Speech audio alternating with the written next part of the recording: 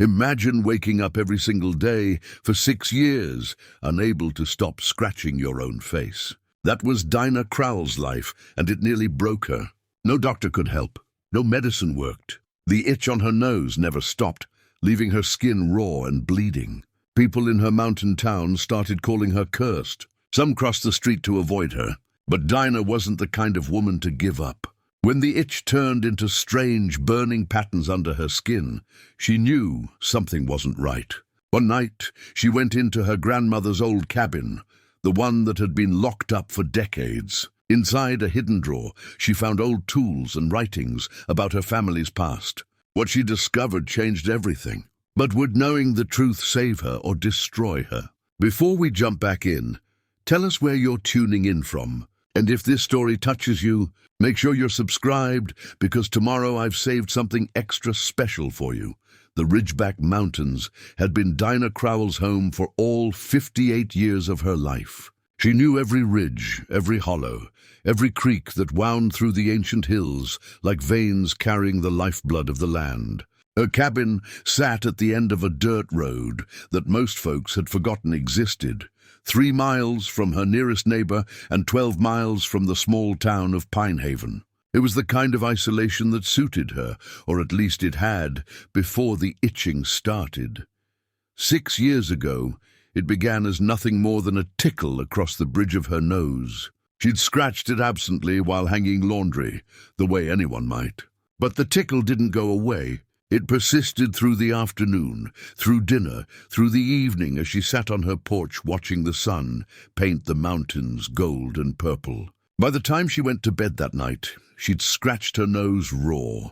The next morning, she figured it was a bug bite, or perhaps an allergic reaction to something she'd touched while working in her garden. She applied witch hazel, then calamine lotion, then every folk remedy her grandmother Opal had taught her before she passed. Nothing helped. The itch burrowed deeper, more insistent, like something living just beneath her skin that wanted out. Within a week, she'd made the long drive down the mountain to see Doc Brennan in Pinehaven.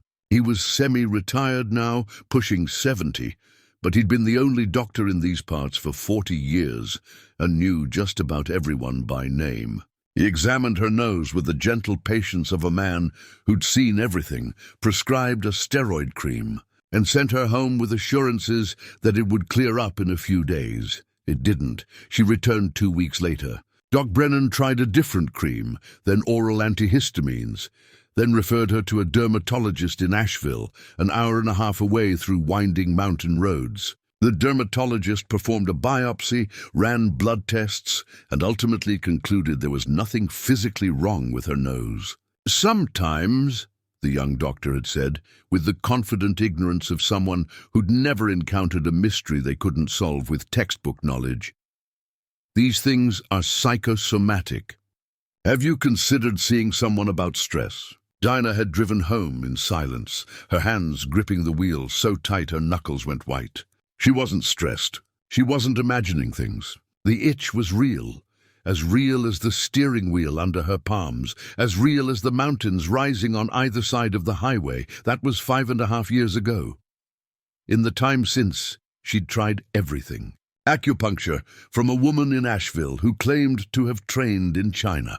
Herbal remedies ordered from catalogs.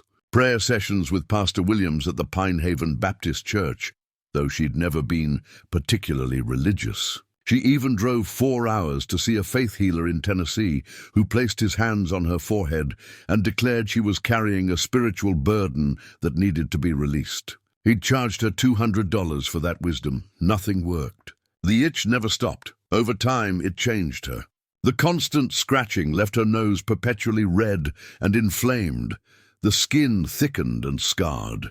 She stopped going to town except when absolutely necessary. The looks people gave her, a mixture of pity and discomfort, were harder to bear than the itch itself. She saw them whispering, saw mothers pull their children a little closer when she passed.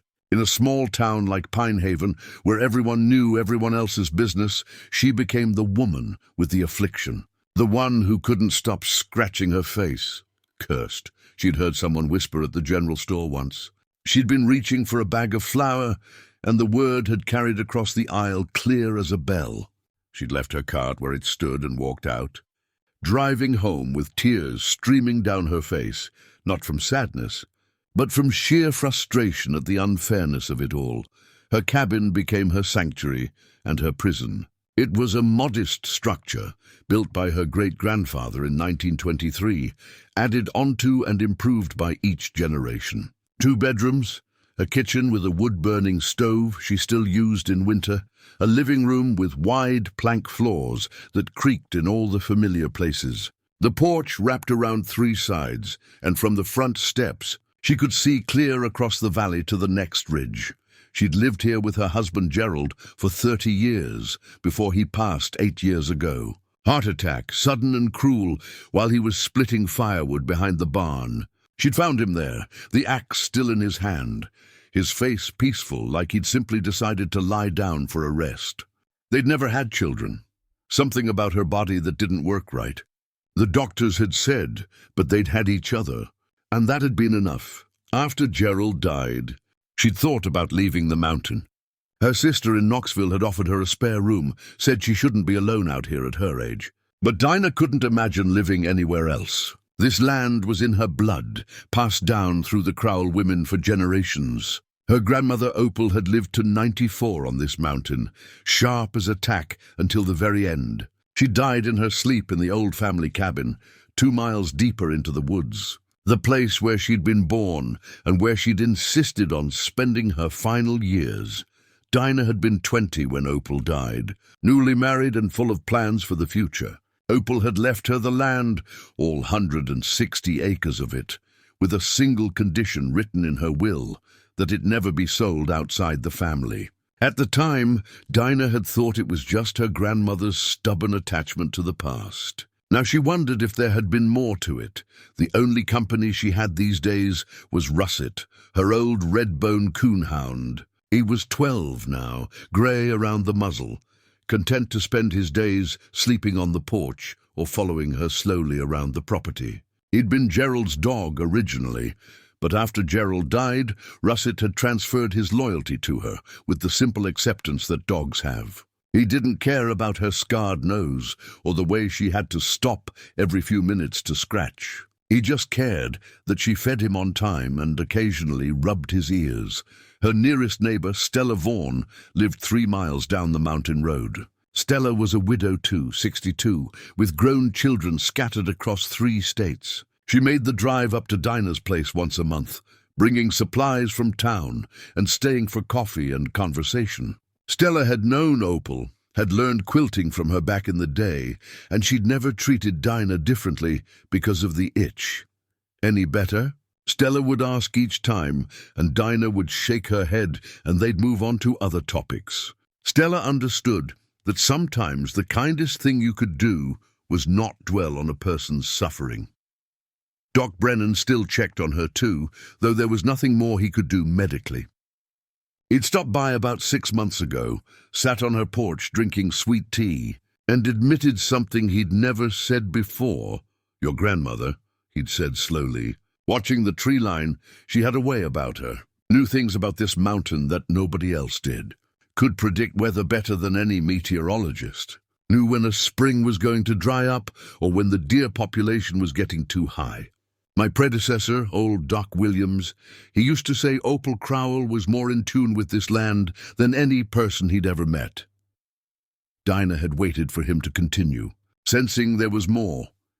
There were stories, Doc Brennan had said carefully, about the Crowell women, going back generations. Stories about how they were connected to this place in ways that didn't make scientific sense. I never put much stock in that kind of talk, being a man of medicine and all. But I've been thinking about your condition, and I can't help but wonder if maybe there's something the textbooks don't cover. He'd left shortly after, looking embarrassed, as if he'd said too much. But his words had stayed with Dinah, circling in her mind during the long sleepless nights when the itch was at its worst. The sleeplessness was perhaps the hardest part. The itch intensified at night, becoming almost unbearable. She'd tried everything, sleeping pills, meditation tapes, exhausting herself with physical work during the day. Nothing helped. Most nights, she got maybe 3 or 4 hours of fitful rest, waking repeatedly with her hand at her nose, scratching unconsciously.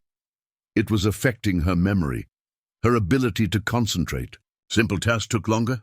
She'd find herself standing in the middle of her kitchen, unable to remember what she'd come in there to do. The isolation didn't help.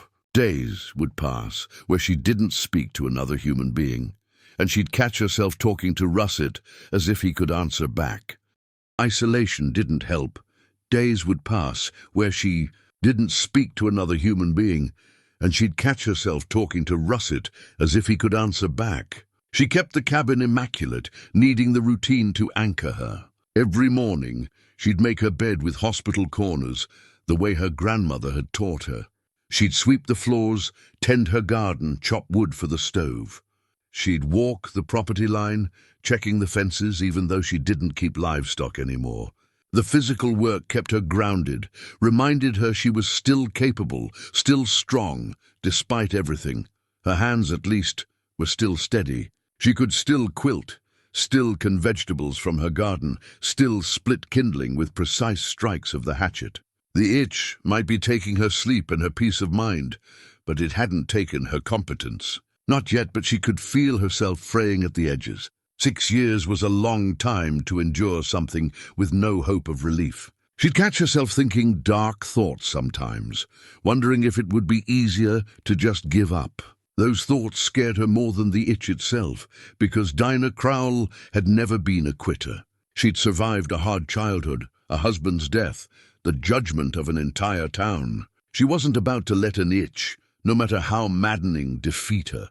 3 weeks ago, something changed. She'd woken in the middle of the night, the itch burning instead of itching. It was a qualitatively different sensation, sharp and hot, like someone had drawn lines of fire across the bridge of her nose. She'd stumbled to the bathroom, turned on the light and looked in the mirror. There were patterns, faint but visible beneath her skin, geometric shapes that seemed to glow with their own dim light. She'd rubbed her eyes, convinced she was hallucinating from lack of sleep. But when she looked again, they were still there. 7 distinct symbols, arranged in a pattern she didn't recognize, burning beneath the scarred skin of her nose. She'd stood there for an hour, watching them, touching her nose gently to make sure she wasn't dreaming. The burning sensation pulsed in rhythm with her heartbeat. And underneath the fear and confusion, she felt something else, a strange sense of recognition, as if some deep part of her knew exactly what these patterns meant, even if her conscious mind didn't. The next morning she'd called Doc Brennan. He'd driven up that same day, examined the patterns with a magnifying glass, and sat back with an expression she'd never seen on his face before. Genuine bewilderment mixed with something that might have been awe. "I've never seen anything like this," he'd admitted. "It's not a rash, not an infection. It's almost like—" He'd stopped himself. "There's a specialist in Asheville, works with unusual dermatological conditions. I'd like you to see her." But Dinah had shaken her head. She knew, with a certainty she couldn't explain, that no specialist in Asheville or anywhere else could help her with this. Whatever was happening to her, it was beyond the scope of modern medicine.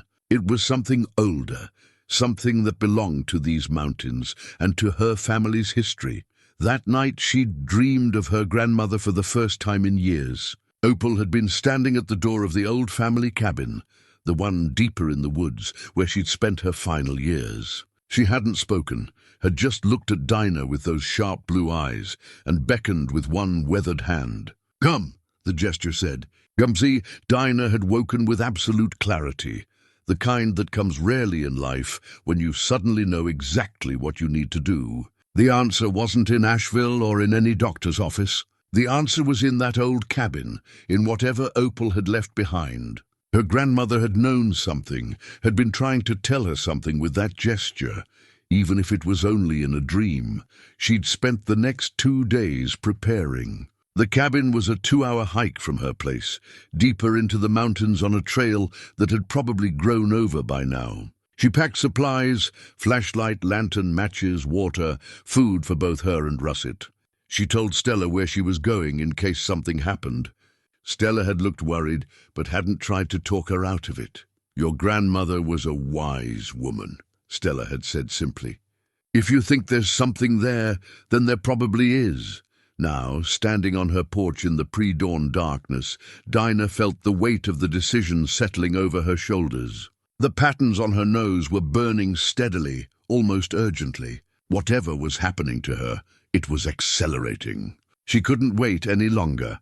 She called Russet, who emerged from under the porch with a jaw-cracking yawn. Together, they set off into the woods as the first light of dawn began to paint the eastern sky.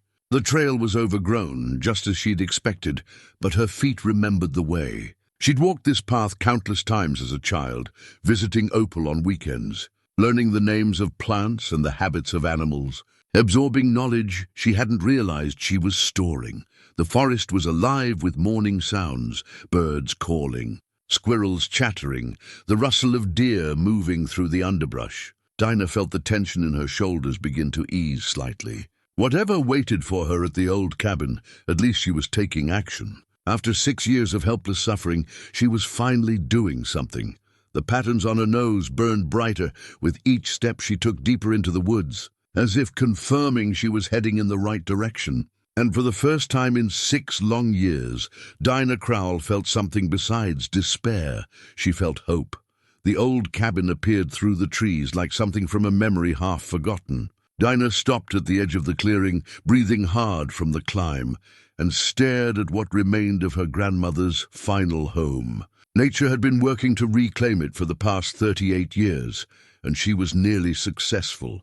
Vines covered most of the exterior walls, their leaves a vibrant green in the morning light. The porch sagged dangerously on one side, and several of the window panes had been broken by falling branches. But the structure itself remained sound.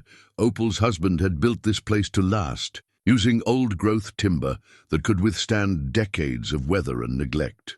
The door was sealed shut, with boards nailed across it in an X pattern. Dinah remembered doing that herself, right after Opal's funeral, when she and Gerald had come up to secure the place.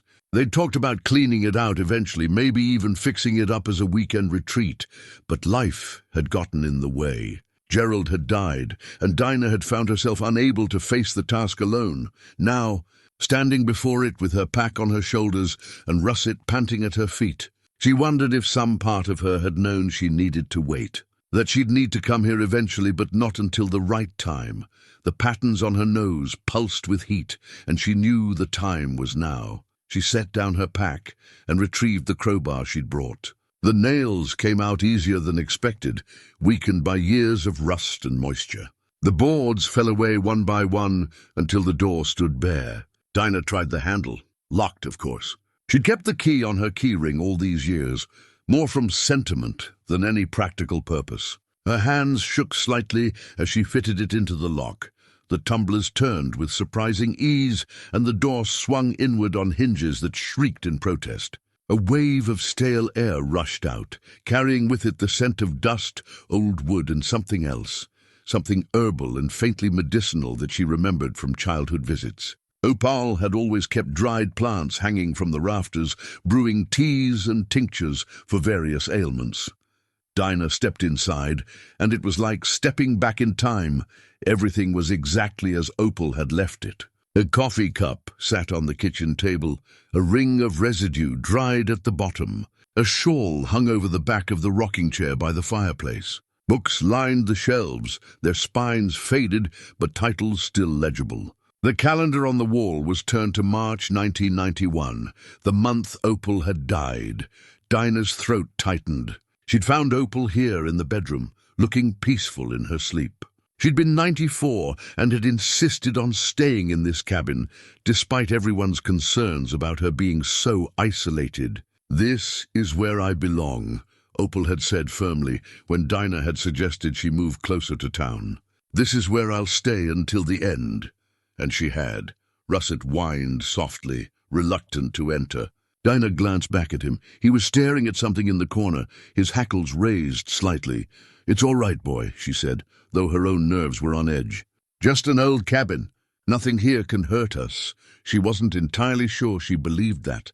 The morning light filtered through the dirty windows, illuminating dust motes that danced in the air. Dinah walked slowly through the main room, her footsteps echoing on the wooden floor. Everything was covered in a thick layer of dust, but beneath it, the cabin was remarkably well preserved.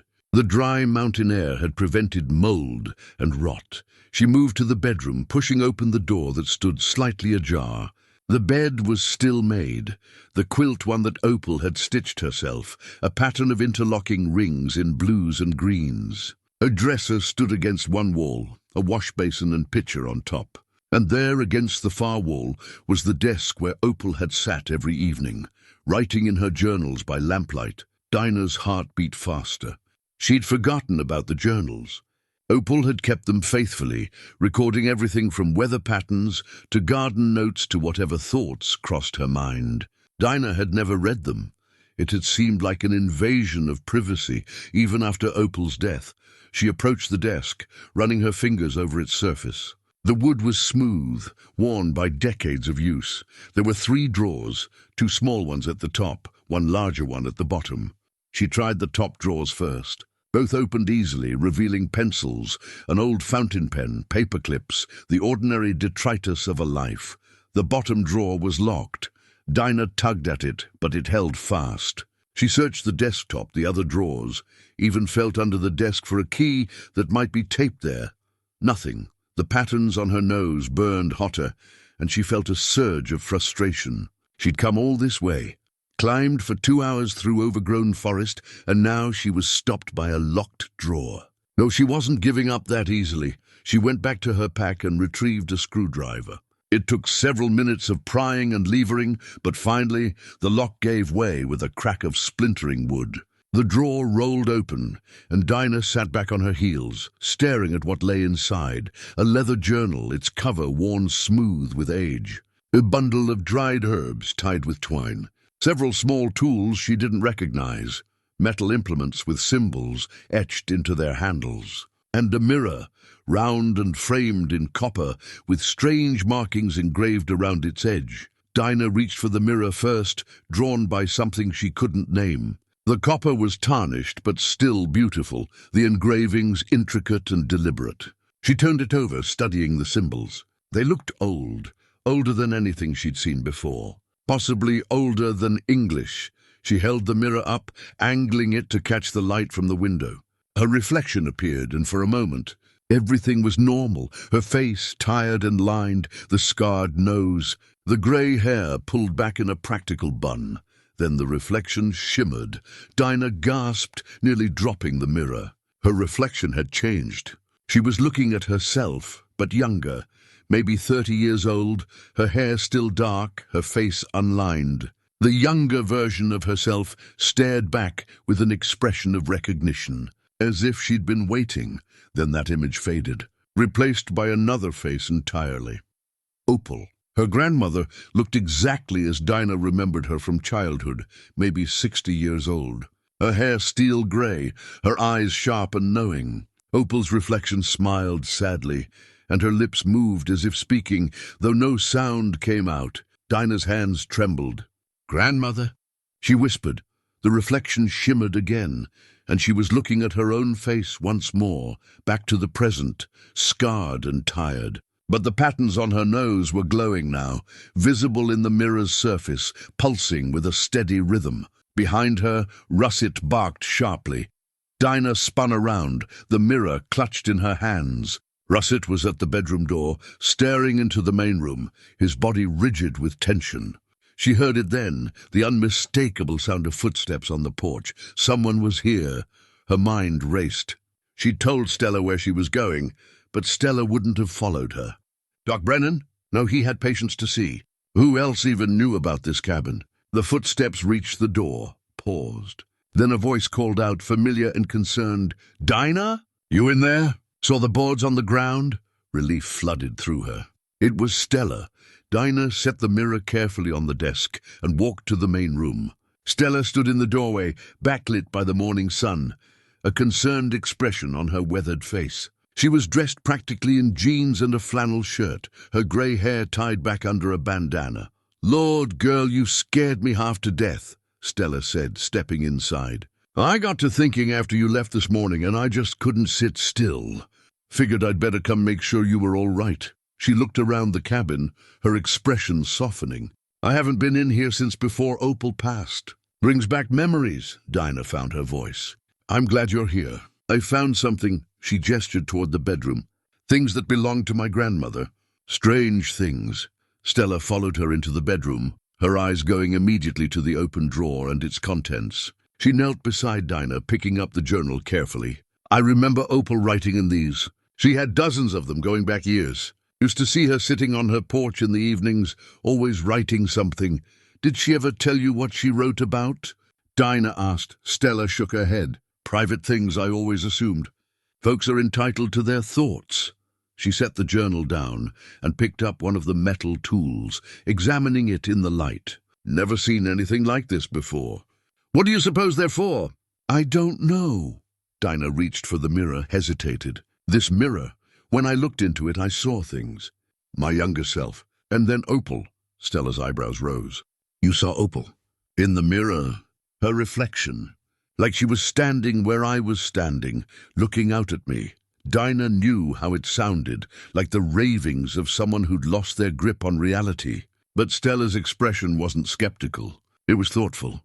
"There were always stories about your grandmother," Stella said slowly. "About the Crowell women in general. Folks said they were touched by something, had knowledge that didn't come from books. Could predict things, sense things others couldn't." She paused. "I never put much stock in gossip, but I will say this. Opal knew things about this mountain that nobody else did. She'd tell you when to plant and when to harvest, and she was always right. She'd warn about storms days before they hit. And there was that time she stopped the logging company. You remember that?" Dinah did, vaguely. She'd been young, maybe 15. A company from out of state had gotten permission to log part of the national forest adjacent to Crowell land. Opal had walked into the town council meeting and told them exactly what would happen if they allowed it. Which watersheds would be damaged, which slopes would erode, which wildlife would be displaced. She'd been so specific, so certain, that the council had voted to revoke the permits. People called her a witch, Stella continued. Not to her face, of course, but behind closed doors. That's what they whispered. I never believed it. But I did believe she had something special. A gift, maybe. Or a curse, Dinah said, touching her nose. Maybe they're the same thing sometimes. Stella picked up the journal again, held it out to Dinah. "I think you'd better read this. Whatever your grandmother was trying to tell you, it's probably in here." Dinah took the journal, feeling its weight in her hands. The leather was soft with age, the pages yellowed. She opened it to the first page and saw Opal's handwriting, still clear despite the decades. "This journal is for the woman who comes after me," it read. "If you're reading this, then the calling has begun. Don't be afraid. What you're experiencing is not a curse, it's an awakening. The Crowell women have carried this gift for 7 generations, passed from grandmother to granddaughter, mother to daughter. It is both burden and blessing, and now it has come to you." Dinah's hands shook as she read. Stella moved closer, reading over her shoulder. "You will feel it as an itch first," the entry continued, "then as burning. The patterns will appear, 7 in total, 1 for each place that needs your attention. The land is calling to you, speaking in the only language it knows. You must learn to listen. You must learn to answer. This journal will teach you how." Dinah looked up at Stella, saw her own shock reflected in the older woman's face. 7 patterns, Dinah whispered. She touched her nose, felt the heat beneath her fingers. "I have 7. Then this is real," Stella said, her voice barely audible. "Whatever this is, it's real." Dinah turned the page, hungry for more, but before she could read further, a sound froze them both. From outside the cabin, from somewhere in the surrounding woods, came a long, low howl. Not quite human, not quite animal. It raised the hair on the back of Dinah's neck and sent Russet into a frenzy of barking. The 2 women looked at each other, and Dinah saw her own fear mirrored in Stella's eyes. Whatever was happening, whatever this gift or curse was, they were no longer alone in these woods. Something else was here. Something that knew Dinah had opened the drawer and taken out the journal. Something that had been waiting for her to find it. The howl came again. Closer this time, and Russet's barking grew more desperate. Dinah clutched the journal to her chest, her heart pounding. The patterns on her nose burned like fire, and she understood with sudden, terrible clarity this was only the beginning. The calling had begun, and there was no going back. The howl faded into silence, leaving only the sound of Russet's anxious whining and the blood pounding in Dinah's ears. She stood frozen, the journal pressed against her chest, every nerve in her body screaming at her to run. But run where? The cabin was surrounded by dense forest, and whatever had made that sound was out there, between them and the trail home. Stella moved first, her practical nature asserting itself. She strode to the window and peered out through the grimy glass, scanning the tree line. "I don't see anything," she said, her voice steady despite the tension in her shoulders. "Could have been a coyote. They sound strange sometimes, especially when they're hunting." "That was no coyote," Dinah said. She knew every sound these mountains made, had heard coyotes, bears, even the occasional mountain lion. This had been something else entirely, something that made her bones ache with an ancient instinctive fear. "No," Stella admitted after a moment. "It wasn't." She turned from the window, her expression grave. "But whatever it was, it's gone now. Or at least it's quiet." Dinah nodded, forcing herself to breathe normally. Russet had stopped barking and now sat pressed against her leg, still tense, but no longer in full alarm. She reached down and scratched behind his ears, as much to comfort herself as him. "We should read more of the journal," she said. "If my grandmother knew about this, whatever this is, then maybe she wrote about that sound too." They settled on the floor of the bedroom, backs against the wall, where they could see both the door and the window. Dinah opened the journal again, turning past the first entry to the pages that followed. Opal's handwriting filled every line, neat and deliberate, occasionally accompanied by small sketches in the margins. The second entry was dated April 15th, 1953, more than 70 years ago. "The itching started today," Opal had written. "I'm 52 years old, and I thought I'd escaped it. Mama told me it would come eventually, but I'd hoped maybe I'd be spared. Foolish thinking. The Crowell gift doesn't skip women of the line. It never has." Dinah felt a chill run through her. She'd been 52 when her own itching started, exactly the same age as Opal. "Mama explained it to me when I was young." The entry continued. "She said the women in our family have always been different. We feel the land in ways others can't. It speaks to us, shows us where it hurts, where it needs tending. The old ones, the people who lived here before white settlers came, they understood this. They had their own keepers of the land, people who could hear its voice. When my great-great-grandmother came to these mountains in 1823, she befriended one of the old women, learned from her. The gift was passed on, changed a little, adapted. But the purpose remained the same, to listen, to care for, to protect." Stella let out a slow breath. "Your family goes back that far? 200 years on this land?" "Further," Dinah murmured, thinking of the stories Opal had told her as a child. "The Crowells have been here since the mountains were wild. We're part of them now, or they're part of us. I never really understood what that meant until now." She turned the page, and the next entry made her stomach clench. "The patterns appeared last night," Opal had written. 7 of them, just like Mama said there would be. Each one marks a place where the land needs me. I don't know what I'll find at those places, but I know I have to go. The burning won't stop until I do. And if I ignore it, if I try to run from this gift, Mama said it would drive me mad eventually. The land doesn't let go once it's called you." 7 patterns, Dinah whispered. She touched her nose, traced the burning symbols beneath the skin. "I have 7 too."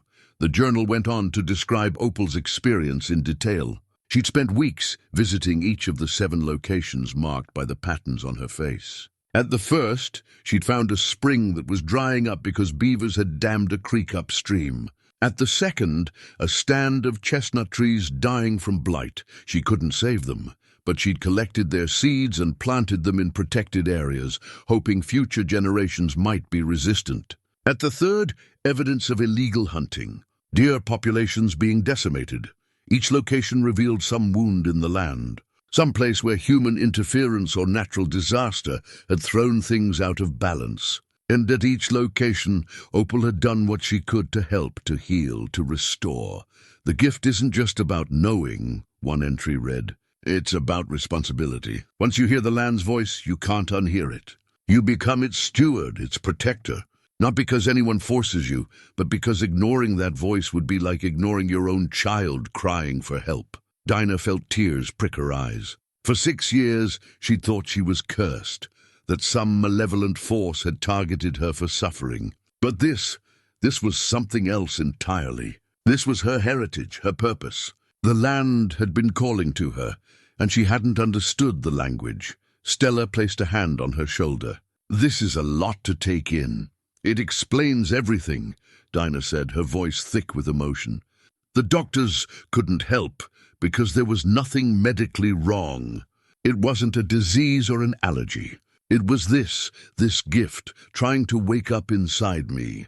She flipped through more pages, scanning entries that detailed Opal's years of stewardship. There were descriptions of plants and their properties, notes on animal behavior, observations about weather patterns and how they affected the mountain ecosystem. It was a lifetime of accumulated knowledge, written down so that the next woman in line would have a guide. Then Dinah found an entry that made her blood run cold. "The binding ritual must be completed," Opal had written. Her handwriting more urgent here, the letters pressed deep into the paper. "Visiting the 7 places is only the beginning. You must collect soil from each location and bring it to the sacred grove. There you perform the binding, a ceremony that connects you fully to the land, that accepts the gift permanently. Once bound, the itching stops. The patterns fade, but you carry the responsibility forever. You become the guardian. And if you don't complete the binding?" Stella asked, reading over her shoulder. Dinah turned to the next page and found her answer. "Mama never completed her binding," Opal had written. "She tried to fight it, tried to refuse the gift. She said she didn't want the responsibility, didn't want to be tied to one place for the rest of her life." The itching never stopped. The patterns never faded. By the time she was 60, she'd scratched her face raw so many times that scar tissue covered most of it. By 65, she'd started losing her mind, talking to people who weren't there, seeing things in the shadows. She died at 70, and it was a mercy. I learned from her mistake. When my time came, I accepted the gift. I completed the binding. And I've never regretted it. Dinah's hands shook so badly she nearly dropped the journal. 6 years. She'd already endured 6 years of this, and if she didn't complete the binding, she had decades more ahead of her. Decades of itching and burning and slowly losing her mind. "No," she said aloud, her voice firm despite her fear. "I'm not going to let that happen. I'm not going to end up like my great-grandmother." Stella nodded, her expression resolute. "Then we figure out what you need to do. This journal is your map. Opal left it for you, so you'd know the way." They spent the next hour reading through more entries, taking notes on loose paper they found in the desk. The journal was detailed, almost obsessively so. Opal had documented not just the locations of her 7 patterns, but also what she'd found at each place, what actions she'd taken, and the results. There were also instructions for the binding ritual itself. It required specific materials, soil from each of the 7 locations, a piece of undyed cloth, certain herbs that grew wild in the mountains. The ceremony had to be performed at what Opal called the sacred grove, a place deep in the old-growth forest where the oldest trees stood. "I know that place," Dinah said suddenly. "Or at least I think I do. Opal took me there once when I was about 10. She said it was special, that the trees there had been growing for hundreds of years. I remember feeling," she paused, searching for the word, "peaceful there. Like the whole world had stopped rushing and finally taken a breath." "Can you find it again?" Stella asked. "I think so." It's another few miles into the forest, following the old creek bed. Dinah looked down at the journal, at her grandmother's careful handwriting. But first, I have to visit the 7 locations. I have to understand what the land is trying to tell me. She turned to a page near the back of the journal, where Opal had drawn a rough map of the mountain, marking each of the 7 locations with an X. Beside each X was a brief note: Poisoned Spring, Dying Grove, Unstable Ridge. The map was old, and some landmarks had probably changed, but Dinah recognized enough of them to orient herself. The first location was closest, maybe a mile from the old cabin, near a creek that fed into the larger river system. "We should go," Dinah said, starting to rise. Stella caught her arm. "It's past noon already, and we're both tired from the hike up here. Maybe we should head back to your place, rest, and come back tomorrow with proper supplies." Dinah wanted to argue, wanted to rush out immediately and start the work of understanding her gift. But Stella was right. They'd been running on adrenaline and shock for hours now. Better to approach this methodically, prepared, than to stumble around exhausted and potentially get hurt. "All right," she said reluctantly. "We'll go back today, but I'm returning tomorrow, first light. I've wasted 6 years not understanding this. I'm not wasting another day." They gathered up the journal and the other items from the drawer, the copper mirror wrapped carefully in one of Opal's old shawls, the herbs, the strange tools. Dinah slipped everything into her pack, the weight of it feeling significant, purposeful. As they prepared to leave the cabin, Stella paused at the door. "That sound we heard," she said quietly. "The howling. Do you think it has something to do with all this?" Dinah had been wondering the same thing. The journal mentions something about the land being aware, being alive in ways we don't fully understand. Maybe when I opened that drawer, when I took out these things, the land knew. Maybe it was, she struggled for the right word. "Acknowledging me, letting me know it sees me, or warning you," Stella said. "Maybe," Dinah admitted, "but I'm past the point of turning back. Whatever's out there, whatever this gift demands of me, I'm going to face it. I'd rather die trying to understand this than spend the next 20 years scratching myself mad." They locked the cabin behind them. Though Dinah suspected locks meant little to whatever forces were at work here, the hike back was quiet, both women lost in their own thoughts. Russet trotted ahead of them on the trail, occasionally stopping to sniff at interesting scents, but no longer acting fearful. The sun was low on the horizon by the time they reached Dinah's cabin. Stella's truck was parked in the clearing beside Dinah's older model sedan. They stood by the vehicles for a moment, neither quite ready to part. "I'll come back tomorrow," Stella said. "Don't try to do this alone." "I won't," Dinah promised. "I've been alone with this for too long already. It's good to have someone who knows, who understands." After Stella drove away, Dinah went inside with Russet and set her pack on the kitchen table. She made herself tea, chamomile to calm her nerves, and sat down with the journal, continuing to read by lamplight as the darkness gathered outside. The more she read, the more she understood. The Crowell women weren't witches or cursed. They were guardians, stewards of the land that had sustained their family for generations. The gift was exactly that, a gift, not a curse. The ability to hear what others couldn't, to sense imbalances and disruptions, to act as a bridge between human needs and the natural world's requirements. It was sacred work, and it had chosen her. She touched her nose, felt the familiar burn of the patterns. But now, instead of despair, she felt determination. Tomorrow she would begin. Tomorrow she would visit the first location and start to understand what the land needed from her, and she would complete the binding ritual, no matter what it cost. Because the alternative, slowly losing her mind over decades, was no longer acceptable. The patterns pulsed beneath her fingers, warm and insistent, and for the first time in 6 years, Dinah Crowell felt like she was exactly where she was meant to be, doing exactly what she was meant to do, outside. In the darkness of the forest, something howled again. But this time Dinah didn't feel fear. She felt ready. Dinah woke before dawn, her body running on a strange energy that felt both foreign and familiar. She'd slept better than she had in months, the journal resting on the nightstand beside her bed like a talisman. The patterns on her nose still burned, but the sensation had changed subtly. Where before it had been maddening and chaotic, now it felt almost like a compass needle, pulling her attention in a specific direction. She made coffee and scrambled eggs, forcing herself to eat despite her eagerness to begin. Opal's journal had been clear about the importance of maintaining physical strength throughout this process. "The work is both spiritual and practical," one entry had read. "You'll be hiking miles, often through difficult terrain. Take care of your body, and it will carry you where you need to go." By the time Stella's truck rolled up the drive, Dinah had packed supplies for the day: water, food, a sturdy rope, work gloves, and a small canvas bag that she'd found at the bottom of the drawer in Opal's cabin. The bag was made of deerskin, soft with age, and divided into 7 interior compartments. This, according to the journal, was where she would collect soil from each location.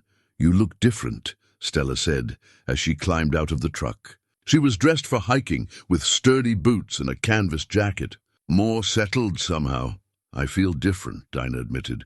"I read more of the journal last night. The more I understand, the less afraid I am. This isn't happening to me, it's happening for me. There's a difference."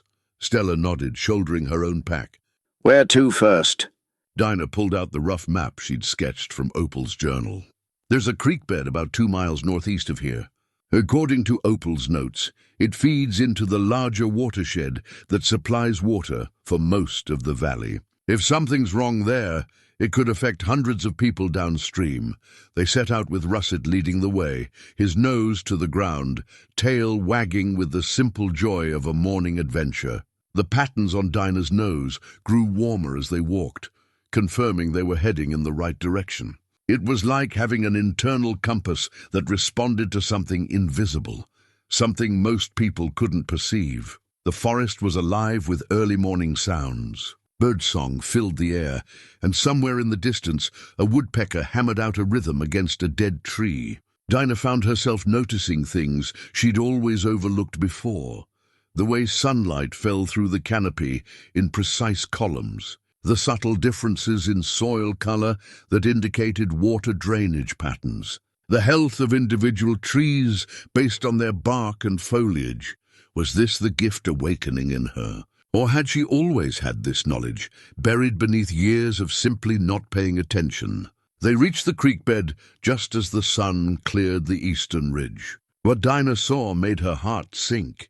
The creek that should have been running clear and cold was instead a sluggish trickle of cloudy water. The banks were stained with an orange residue, and the smell, metallic and sharp, hit her nose even from 20 feet away. She knelt beside the water, dipped her fingers in, and pulled them back immediately. The water was warm, far warmer than it should have been.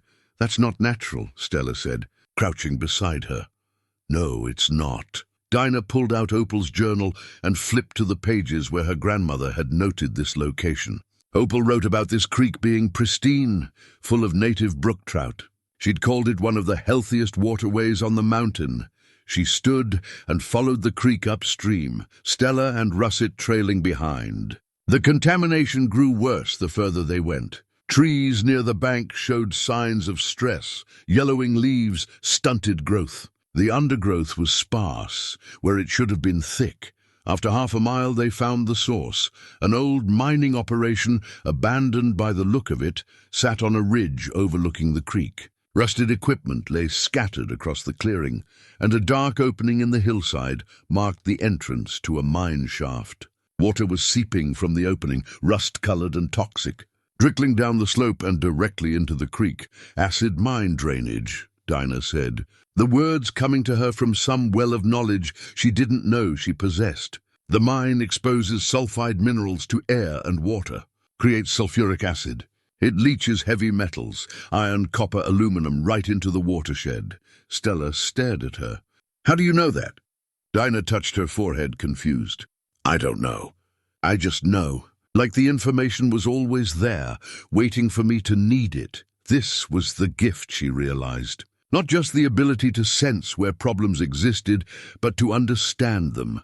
To know instinctively what was wrong and what might be done to fix it, she walked closer to the mine entrance, careful not to step in the contaminated runoff. The mine had been sealed with a metal grate at some point, but the grate had rusted through in places. Behind it, she could see the dark tunnel extending into the hillside. "This needs to be reported," she said. "The EPA needs to know about this. They have programs for cleaning up abandoned mines, but they can't help if they don't know the problem exists." "You're going to report it?" Stella asked. "I have to. This water flows into the river system. People drink from that water. Fish live in it. Every day this goes unreported is another day of poison flowing downstream."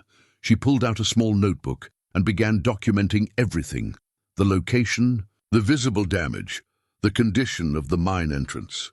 She took photos with the old film camera she'd brought, knowing she'd need evidence. Then she knelt beside the creek, in a spot where the water still ran relatively clear, and scooped up a handful of soil from the bank. It was damp and cold, darker than the contaminated soil downstream. She placed it carefully in the first compartment of the deerskin pouch. The moment the soil settled into the pouch, something remarkable happened. The first pattern on her nose, a geometric symbol that looked like interlocking triangles, stopped burning. The relief was immediate and profound, like removing a hot coal from her skin. "It worked," she breathed. "The pattern, it's gone." Stella examined her face. "The skin looks different too, less inflamed. Like it's starting to heal." Dinah touched her nose gently, marveling at the change. 6 years of suffering, and the first real relief had come not from medicine, but from understanding, from listening to what the land was trying to tell her and taking action. "6 more to go," she said, securing the pouch to her belt. "But we've made a start." They spent another hour at the site, with Dinah taking detailed notes. When they finally headed back toward the trail, she felt lighter despite the weight of what she'd learned. The mine was a serious problem, one that would take significant resources to address. But at least now she knew. At least now she could do something about it. The second location was further west, according to Opal's map. They decided to attempt it the same day, while they still had energy and daylight. The hike took them up a steep ridge, through a section of forest so dense that they had to push through undergrowth for long stretches. The patterns on Dinah's nose guided her like a divining rod, growing warmer when she veered in the right direction, cooler when she strayed off course. It was disorienting at first, relying on this internal sense rather than landmarks or paths. But gradually she began to trust it. They emerged into a grove of mature trees, oaks and hickories that had to be at least a century old. But something was terribly wrong. Many of the trees were dying, their branches bare and skeletal, even though it was late summer. The ground beneath them was covered in fallen leaves and rotting wood, and the smell of decay hung heavy in the air. Dinah approached the nearest dying tree, placed her palm against its trunk. The bark was loose, coming away in her hand to reveal dark, diseased wood beneath. She could feel it, the tree's distress, its slow death. "Root rot," she murmured, the knowledge flowing through her like water. "Fungal infection. Probably armillaria, honey fungus. Once it takes hold in a grove like this, it spreads through the root systems underground. Tree to tree, killing everything. Can it be stopped?" Stella asked. Dinah circled the grove, examining tree after tree. About a third of them were dead or dying. Another third showed early signs of infection. The final third still appeared healthy, though she suspected they were already compromised underground. "The infected trees need to be removed," she said. "Burned or buried far from here, so the spores don't spread. The soil needs to be treated."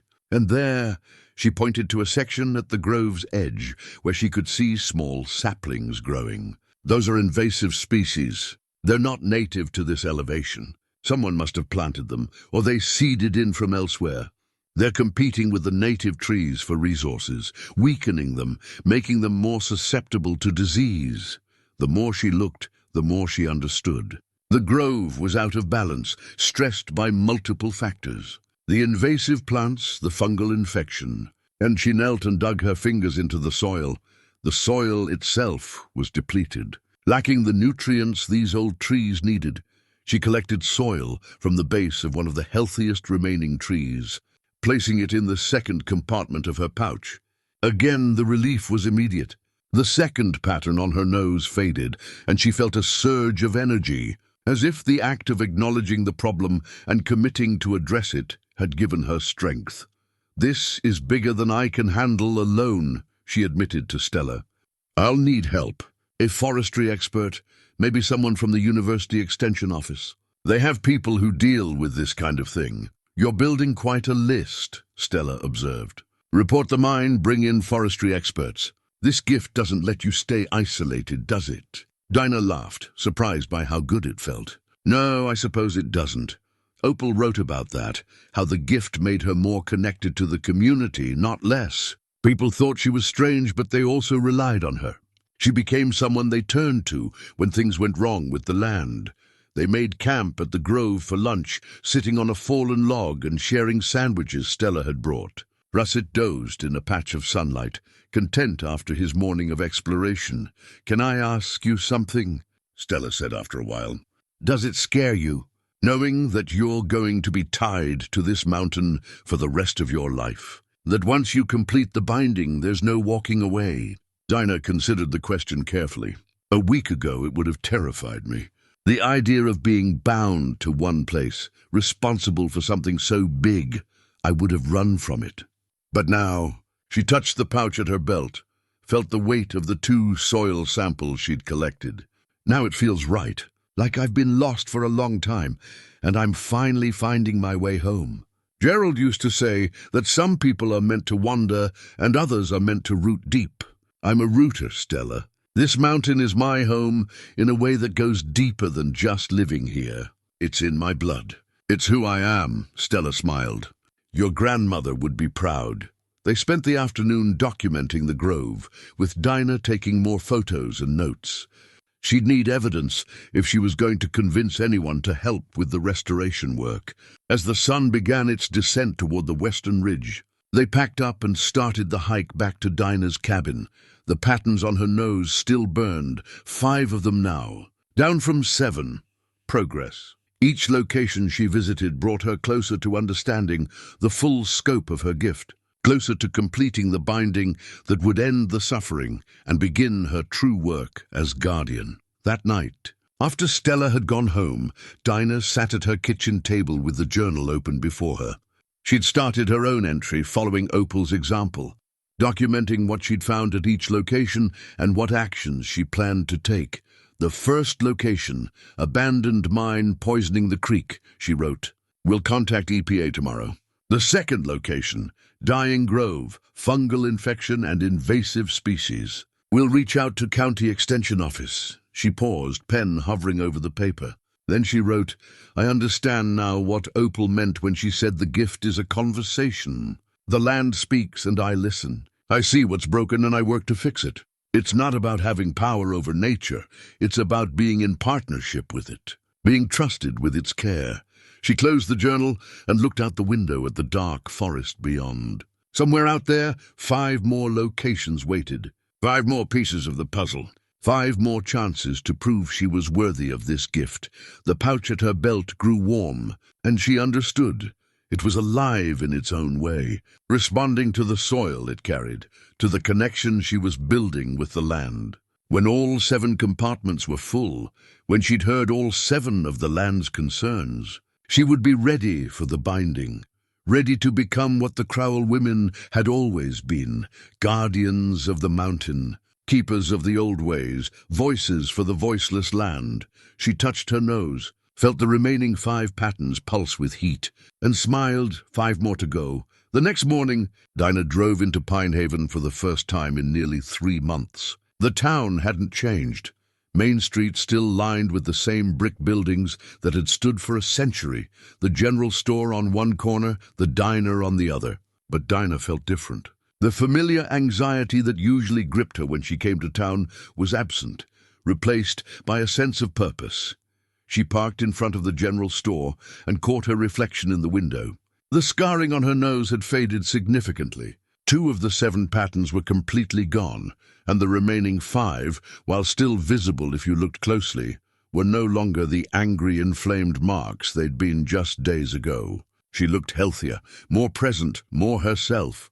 Inside the store, May Thornton stood behind the counter, sorting mail into the wall of old brass post boxes. She looked up when the bell above the door chimed, and her expression shifted from neutral to surprised. "Dinah Crowell," May said, her voice carrying that particular tone people used when they didn't know quite what to say. "Haven't seen you in a while." "I've been busy," Dinah replied, walking to the counter. "I need to use your phone if that's all right." "Mine's on the fritz." May gestured to the old rotary phone on the counter. "Help yourself."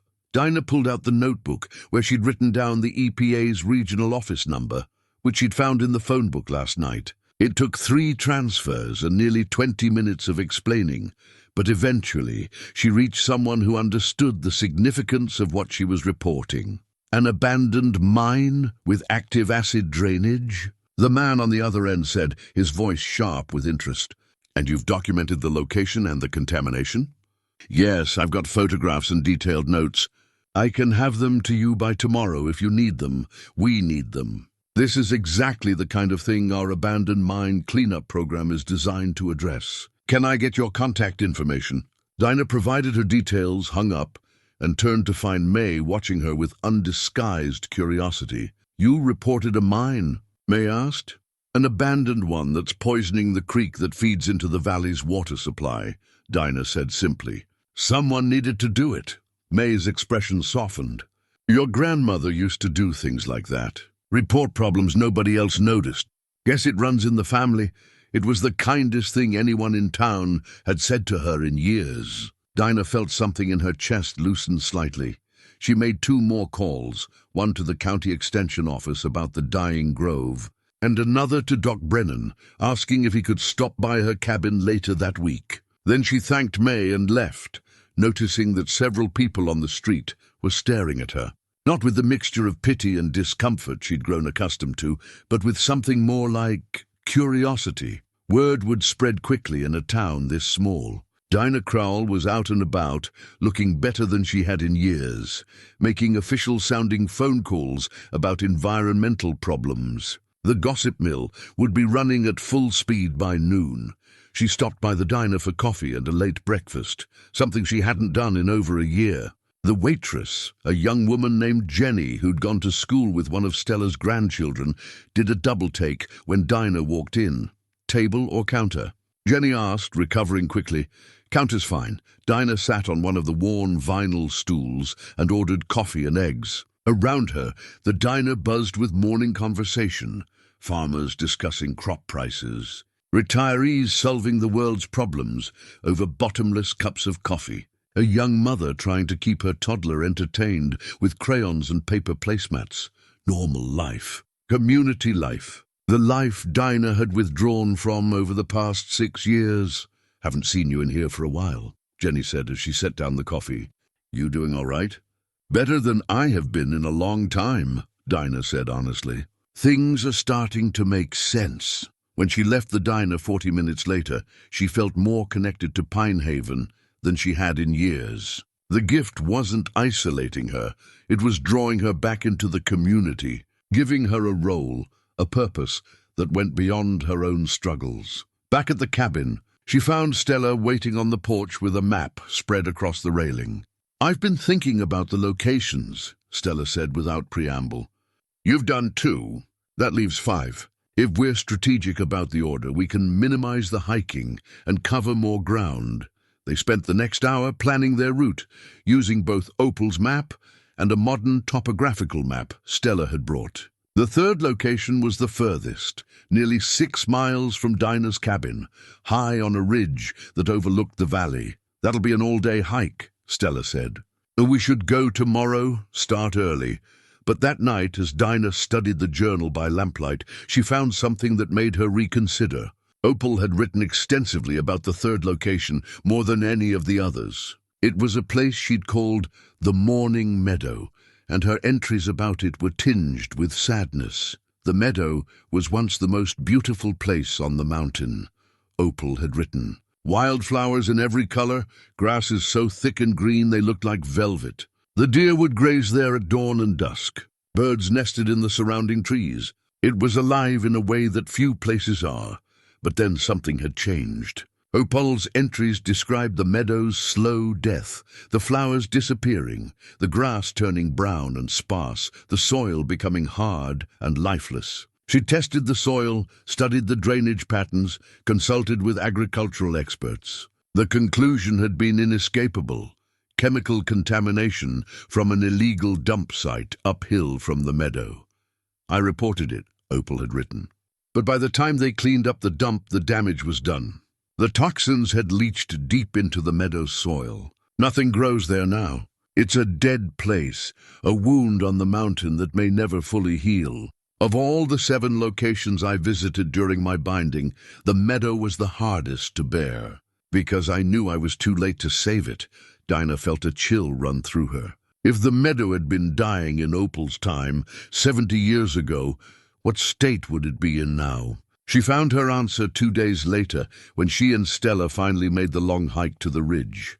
The Morning Meadow was aptly named. It stretched across a gentle slope, maybe 2 acres in size, and it was completely barren. Not a single blade of grass grew. The soil was gray and cracked, like something from a desert, not a mountain. The trees that bordered the meadow were stunted and twisted, their trunks scarred and their branches reaching skyward like the grasping fingers of drowning victims. Dinah stood at the edge of the meadow, and the pattern on her nose that corresponded to this location burned so hot she gasped. It wasn't just heat, it was grief. The land's grief flowing through her, overwhelming in its intensity. "This is worse than anything Opal described," she said, her voice barely above a whisper. Stella walked the perimeter, her expression grim. "Nothing could live here.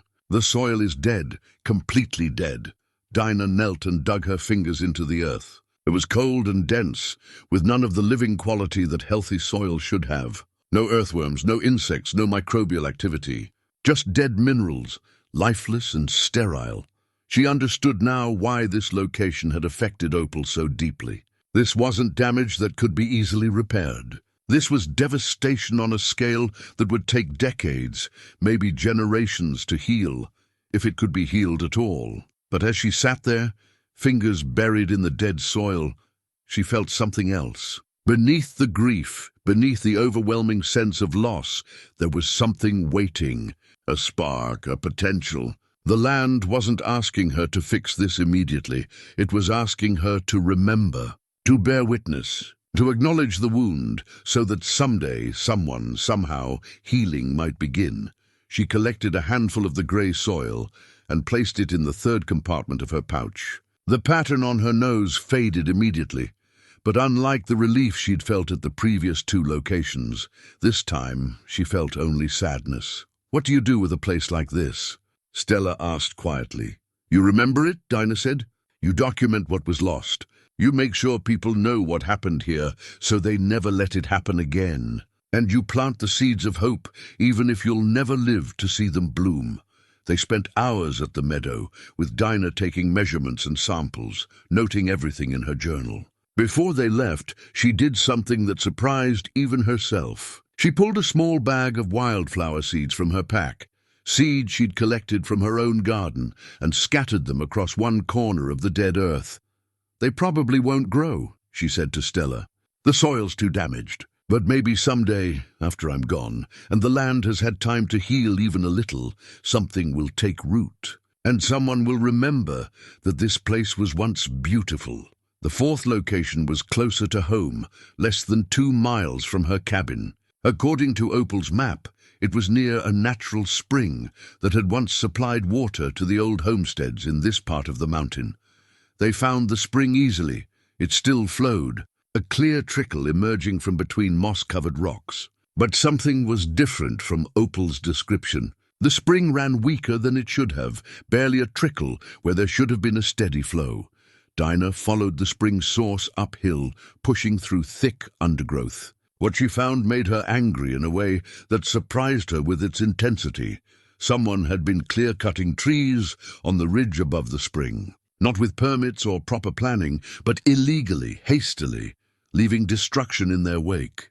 Stumps dotted the hillside, and the bare soil was already beginning to erode, washing down toward the spring with every rain. "This is recent," Stella said, examining the stumps. "Within the last 6 months, I'd say. Without the trees to hold the soil and regulate water flow, the spring was being starved. The clear-cutting had disrupted the entire hydrological system, and if the erosion continued, the spring would dry up completely within a few years, taking with it the water source that fed Dinah's well and several others down the mountain. She collected soil from beside the spring, her jaw set with determination. This was damage she could address directly. She could report the illegal logging, work with the Forest Service to require replanting and erosion control. This wound could be healed. The pattern faded from her nose, bringing relief tinged with righteous anger. "Tomorrow," she said to Stella, "I'm making more phone calls." That evening, Doc Brennan stopped by as he'd promised. He examined Dinah on her porch, checking the patterns that remained on her nose, taking her blood pressure, listening to her heart. "You look better than I've seen you in 6 years, he said finally, sitting back in his chair. "The scarring is healing, your color's good, and there's something different in your eyes. You're not just surviving anymore, you're living." "I found answers," Dinah said simply. "My grandmother's journal. It explained everything.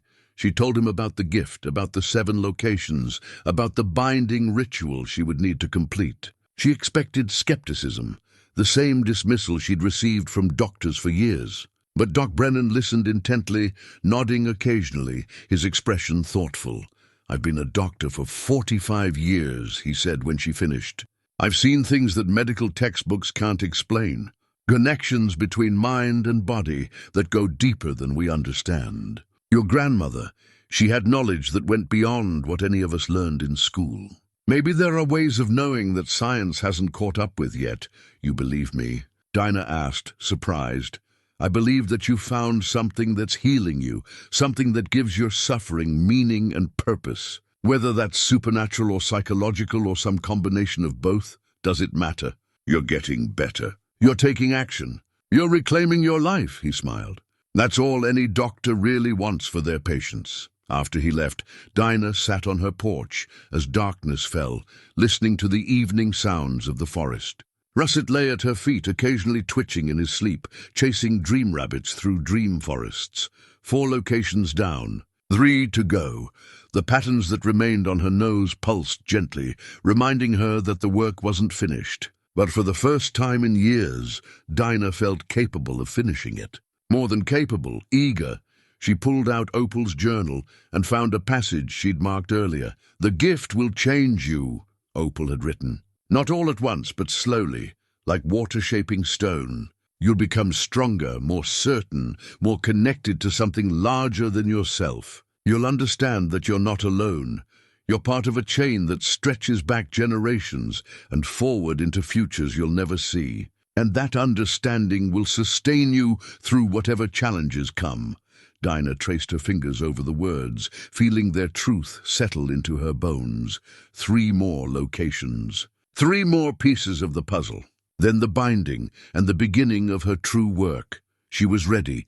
The 5th location revealed itself 3 days later, on a morning when mist clung to the valleys like cotton batting. Dinah had been studying Opal's map when she found something she'd missed before. A notation in her grandmother's careful handwriting beside one of the X marks. The Heart Place. Handled with reverence, the Heart Place. Dinah felt something stir in her chest when she read those words. According to the map, this location was deep in the old-growth section of the forest, where trees had stood for centuries, maybe longer. It was sacred ground, the kind of place that made you whisper without knowing why. She went alone this time. Stella had offered to come, but Dinah felt called to make this journey by herself. Some things needed to be experienced in solitude, and she suspected this was one of them. The hike took her through terrain she hadn't visited since childhood. The trees here were ancient, massive oaks and chestnuts, their trunks so wide 3 people couldn't link hands around them. Sunlight filtered through the canopy in cathedral rays, and the air smelled of earth and growing things, rich and clean. The pattern on her nose that corresponded to this location felt different from the others. Where the previous ones had burned with urgency or pain, this one pulsed with a gentle warmth, almost like a heartbeat, leading her forward, welcoming her. She found the place just past noon, a grove where the oldest trees stood in a rough circle, their branches interlocking overhead to create a natural cathedral. The ground beneath them was carpeted with moss so thick and green it looked like velvet. Ferns grew in the spaces between the trees, and a small stream burbled through the center of the clearing, its water so clear she could count the stones on its bottom. Dinah stood at the edge of the grove, and for a moment she couldn't breathe. This was the most beautiful place she'd ever seen. Not just beautiful, holy. There was no other word for it. This was a place that had been sacred long before her ancestors arrived. Long before anyone had given it a name, she stepped into the grove, and the pattern on her nose flared with warmth that spread through her entire body, not burning but filling her with a sense of peace so profound it brought tears to her eyes. "The heart place," she whispered, understanding now what Opal had meant. This wasn't a location marked by damage or distress. This was the opposite. This was the place where the land's heart beat strongest, where it was most alive, most itself. This was what all the other locations were meant to protect, meant to return to. This was the standard, the goal, the promise of what the mountain could be when it was healthy and whole. She walked slowly around the grove, trailing her fingers over the ancient bark, feeling the life that thrummed through these trees. They'd witnessed centuries. They'd survived droughts and storms, fires and freezes. They'd provided shelter for countless creatures, shade for travelers, beauty for anyone who found this place, and they were still here, still strong, still growing.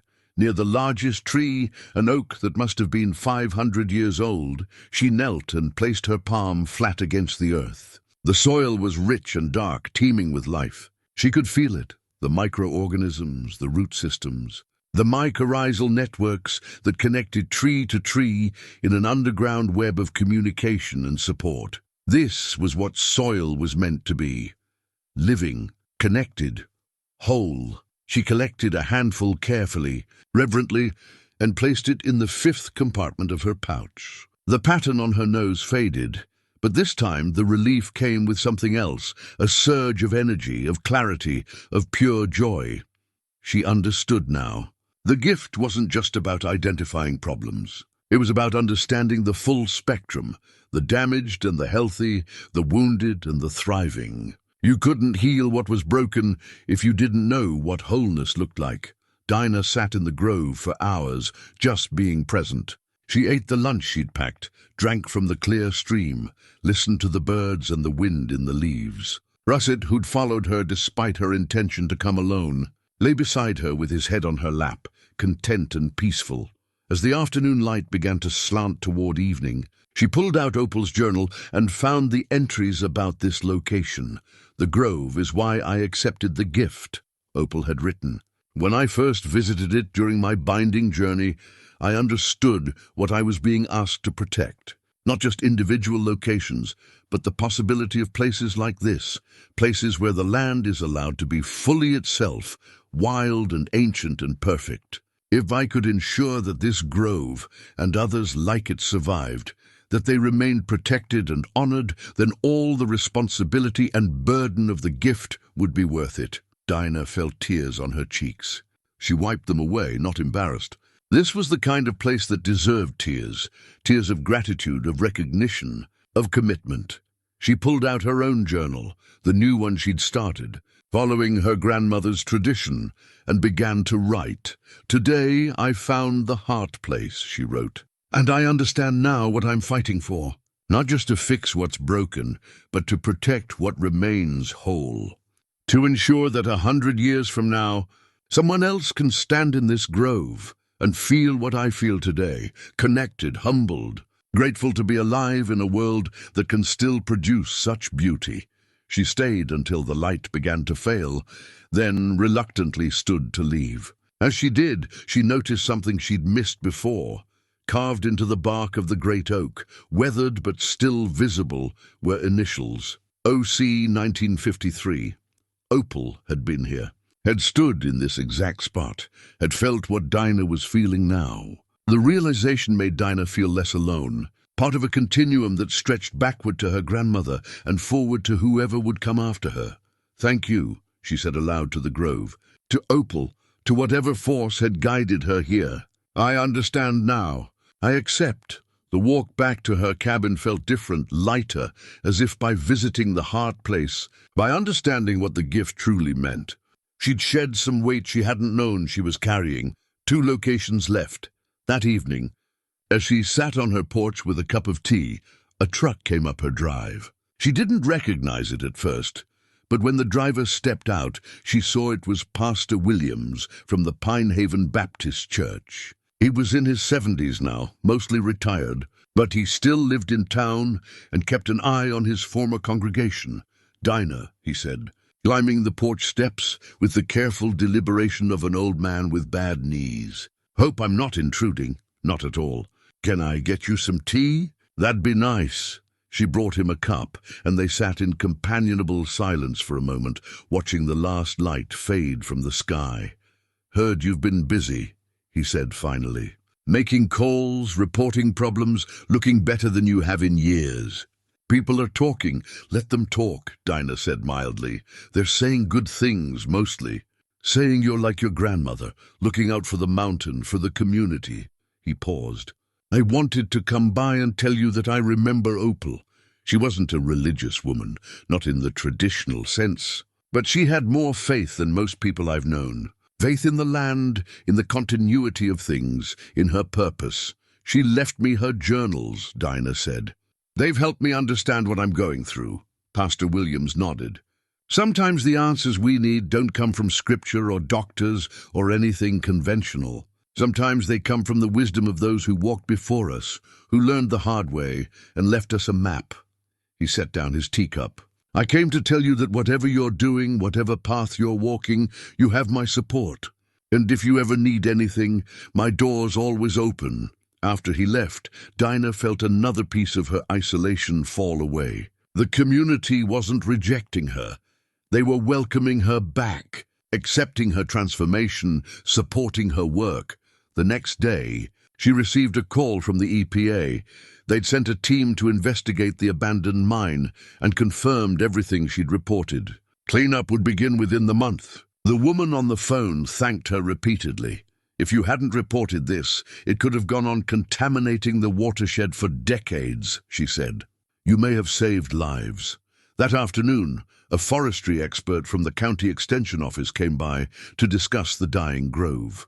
He confirmed her assessment about the fungal infection and the invasive species, and they made plans for a remediation project. He also mentioned that he'd be bringing a group of volunteers to help with the work. "Your grandmother did something similar back in the 70s, he told Dinah. "Organized a whole community effort to restore a section of degraded forest. People still talk about it. Sounds like you're following in her footsteps." The 6th location was marked on Opal's map as being near Dinah's own property line, less than a mile from her cabin. In a section of woods she'd walked through countless times, but never really examined closely. She found it on a grey morning that threatened rain. The pattern on her nose led her to a steep ridge where the topography became unstable.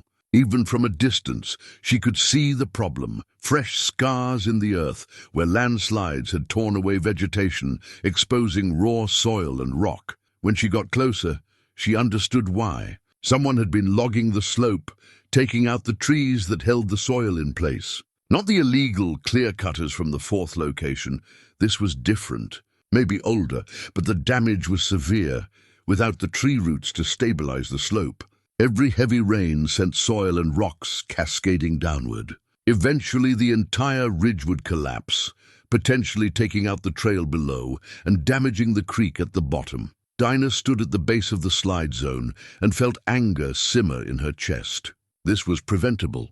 This was the kind of thoughtless, short-sighted action that damaged the land for decades, all for someone's short-term profit. She collected soil from the stable ground at the edge of the slide zone, placing it in the 6th compartment of her pouch. The pattern faded, bringing relief but also a sense of urgency. This problem couldn't wait for slow, bureaucratic processes. The slope needed to be stabilized before the next heavy rain, which could come any day given the weather patterns she'd been observing. That afternoon she made more calls. She contacted the Forest Service, reported the unstable slope, emphasized the immediate danger. She called Stella and asked if she knew anyone who did erosion control work. She even called the newspaper in the county seat. Gave them a story about improper logging practices endangering public trails. By evening, she'd set in motion a series of responses that would, hopefully, address the problem before it became a catastrophe. One location left. She pulled out Opal's journal and found the final entry about the 7th location. Her grandmother had written only a few lines.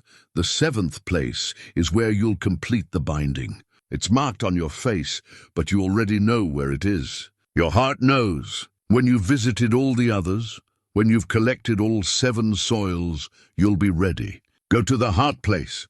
Go at the full moon, and bring everything I've left for you. Dinah checked the calendar.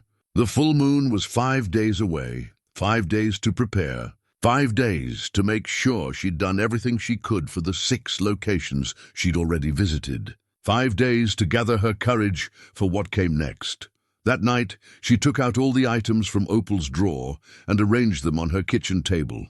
The copper mirror, reflecting lamplight in its tarnished surface. The bundle of dried herbs, she'd identified them now. Sage, sweetgrass, cedar, and others she'd need to research. The strange metal tools, which she now understood were meant for the ritual itself. And there, at the bottom of the drawer, wrapped in waxed paper, was something she'd missed before. A piece of cloth, undyed linen, old and soft with age. When she unfolded it, she saw symbols drawn on it in faded ink. The same symbols that had appeared on her nose, arranged in a circle, the binding cloth. The final tool she'd need for the ceremony. She spread it carefully on the table, running her fingers over the symbols. Each one corresponded to a location she'd visited. Each one represented a conversation she'd had with the land, a promise she'd made to listen, to act, to protect. Outside, the wind picked up, carrying with it the smell of coming rain. Dinah stood at her window and looked out at the dark forest, at the mountains rising like ancient guardians in the distance. Somewhere out there, the heart place waited. The grove, where she'd felt the land's pulse most strongly. The place where she would complete her binding and accept, fully and forever, the gift that had tormented her for 6 years and was now transforming her into something new, something her grandmother had been. Something the Crowell women had always been, going back generations, a guardian, a voice, a bridge between the human world and the wild one. She touched the pouch at her belt, felt the weight of 6 soil samples, 6 commitments, 6 pieces of a whole, 5 days until the full moon, 5 days until everything changed, 3 days before the full moon. Stella arrived at Dinah's cabin with an expression that immediately set off alarm bells. She was carrying a rolled-up document under one arm and looked like she'd been driving fast. Her hair was windblown and her face flushed. "We have a problem," she said without preamble, climbing the porch steps. "A big one." Dinah set down the herbs she'd been sorting, preparing for the binding ritual, and gestured for Stella to sit. "What kind of problem?" Stella unrolled the document on the table. It was a survey map, professional and detailed, marked with topographical lines, property boundaries, and various symbols Dinah didn't immediately recognize. But what caught her attention was the area it covered. A large section of the Ridgeback Mountains, including land that bordered the old Crowell property. "Where did you get this?" Dinah asked. "May Thornton's son works at the county planning office. He made a copy for me when I asked." Stella pointed to a section of the map marked in red. "This is the proposed development area. A resort community, luxury cabins, a lodge, recreational facilities. The company filed permits 2 weeks ago." Dinah studied the map, her stomach sinking as she traced the red boundary lines. The proposed development covered several thousand acres, much of it pristine forest. And the boundaries came dangerously close to several of the locations she'd visited. "They're planning to build right here," Stella said, pointing to an area near the Morning Meadow. And here, this is practically on top of where you found the dying grove. Her finger moved to another section. And this, Dinah, this is the ridge with the unstable slope. If they start construction there, the whole thing could come down. Who's behind this? Dinah asked, her voice tight. Stella pulled out another paper, a permit application with a corporate name at the top, Ridgeback Development LLC.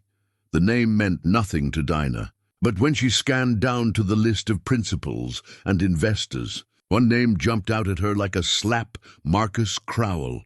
For a moment, she couldn't breathe. Marcus, her cousin, whom she hadn't seen or spoken to in nearly 20 years. Uncle Raymond's son, the one who'd left the mountain and never looked back. I didn't know Marcus was involved in development, she said slowly. He's the lead investor, Stella said. And according to May's son, he's been buying up properties around here for the past 2 years. Quietly through shell companies, so nobody knew who was really behind it. Dinah sat back in her chair, her mind racing. Marcus Crowell. She remembered him from childhood, 5 years older than her, angry and resentful even then. His father, Raymond, had been Opal's only son, and their relationship had been fraught with conflict. Raymond had wanted to sell the Crowell land, had argued that it was foolish to let valuable property sit unused when they could make money from it. Opal had refused, had cut him out of her will entirely when he wouldn't stop pressuring her. Raymond had left the mountain when Marcus was 15, taking his son with him. They'd moved to Charlotte, as far from the mountains as they could get, while staying in the state. Dinah had heard years later that Raymond had died of a heart attack. But she'd had no idea what had become of Marcus. Now she knew. He'd become a developer, and he'd come back to finish what his father had started, cashing in on the Crowell land, one way or another. There's more, Stella said grimly. She pulled out another document, this one older, yellowed at the edges. I did some digging at the county records office. This is the deed to the 40 acres where your grandmother's old cabin sits. Dinah took it, scanning the legal language. The property had been deeded to Opal in 1945, transferred from Opal's father. But there was something strange about the document, a notation at the bottom, handwritten, that she couldn't quite make out. The deed was never updated when Opal died, Stella explained. The property stayed in her name. You've been maintaining it, using it, but legally it's still hers, which means Marcus could challenge your claim to it. He's Raymond's son, Opal's grandson. He could argue that as her direct male descendant, he has more right to the property than you do. The words hit Dinah like a physical blow. The old cabin. The place where she'd found the journal, the mirror, all the tools she needed for the binding. The place that held the key to understanding her gift. Marcus could take it from her. He's already filed a claim, Stella said quietly. I found the paperwork this morning. He's asserting ancestral rights to the 40-acre parcel, citing his direct bloodline to Opal. Dinah stood and walked to the window, trying to process what she was hearing. Marcus wasn't just developing land near her locations, he was targeting them specifically. The Morning Meadow, the Dying Grove, the Unstable Ridge. All of them fell within or adjacent to his proposed development area. He knows, she said suddenly, turning back to Stella. He knows about the gift, about what the Crowell women do. How could he know? His father left before Opal would have told him anything. Raymond knew something. He must have. That's why he fought so hard to sell the land. He didn't understand the gift, didn't value it, just saw it as superstition holding back profit. Dinah pressed her fingers to her temples, thinking. And Marcus, he's doing this deliberately, not just for money, but because he's angry. His father was cut off from the family, from the inheritance. This is revenge. Stella was quiet for a moment. If he wins the claim to the 40 acres, you lose access to the cabin, to everything in it. The binding ritual, Dinah said, her voice barely above a whisper. I need those items. The cloth, the herbs, the tools. Without them, she couldn't finish the sentence. Without them, she couldn't complete the binding. And if she couldn't complete the binding, she'd end up like her great-grandmother, slowly losing her mind, scratching herself raw for decades until death came as a mercy. She looked down at the map again, forcing herself to see it clearly. The development would destroy the mourning meadow, bulldoze the dying grove, trigger massive landslides on the unstable ridge. Even the Hart Place, the sacred grove where she was meant to perform the binding, sat dangerously close to the development's boundary. "When's the county planning meeting?" she asked. 5 days. Same night as the full moon, of course it was. Dinah felt a bitter laugh rising in her throat but suppressed it. The timing couldn't be coincidence. Marcus, whether he fully understood the gift or not, was moving to strike at the exact moment when she'd be most vulnerable, when she needed to be at the grove performing the binding, not at a county meeting defending her land. "I need to see him," Dinah said suddenly. "I need to talk to Marcus directly. Do you think that'll help? He's got lawyers, permits, money. I don't know, but I have to try." She looked at Stella, felt tears threatening but refused to let them fall. 6 years, Stella. 6 years of suffering, and I finally understand why. I finally know what I'm supposed to do with this gift. I can't let him take it away from me. I can't let him destroy these places just because he's angry at a grandmother who's been dead for 40 years. Stella reached across the table and gripped Dinah's hand. "Then we fight. However we can, we fight." That afternoon, Dinah drove to the address Stella had found for Marcus, a rental house on the outskirts of Pinehaven, a modern place that looked alien against the backdrop of mountain and forest. A silver SUV with out-of-state plates sat in the driveway. She knocked on the door, her heart hammering. She hadn't seen Marcus since they were both young. Would she even recognize him? The man who answered was in his early 60s, with grey hair and sharp features that reminded her uncomfortably of Uncle Raymond. He wore expensive casual clothes and an expression of mild surprise that quickly shifted to something harder. "Dinah," he said, not quite a greeting. "Marcus, we need to talk." He stepped aside, letting her into a living room furnished with rental quality, furniture and scattered with blueprints and documents. Through the window she could see the mountains, the land he wanted to develop, to profit from, to destroy. "I figured you'd come eventually," Marcus said, gesturing to a chair. "You want to talk about the development and the claim to grandmother's cabin property." He smiled, but it didn't reach his eyes. "That property should have been my father's. Opal cut him out for no good reason except spite." "She cut him out because he wanted to sell the land," Dinah said, keeping her voice steady. "Because he didn't understand what it meant, what it represented." "What it represented," Marcus repeated, his voice mocking. "Mountain superstition, old wives' tales about women who could talk to trees. My father told me all about it, how Opal filled your head with nonsense about gifts and callings, made you think you were special, when really she was just a stubborn old woman who refused to let her family benefit from valuable property." "It's not nonsense," Dinah said. "The gift is real. I'm living it right now." Marcus leaned back in his chair, studying her. "I heard you've been scratching your face for years, that you've become the town crazy lady. Is that what your gift gave you? Mental illness?" The cruelty in his voice stung, but Dinah refused to flinch. "The gift gave me purpose, understanding, a way to protect the land that sustained our family for 7 generations. Our family," Marcus said, his voice sharp now. "Not your family. Our family.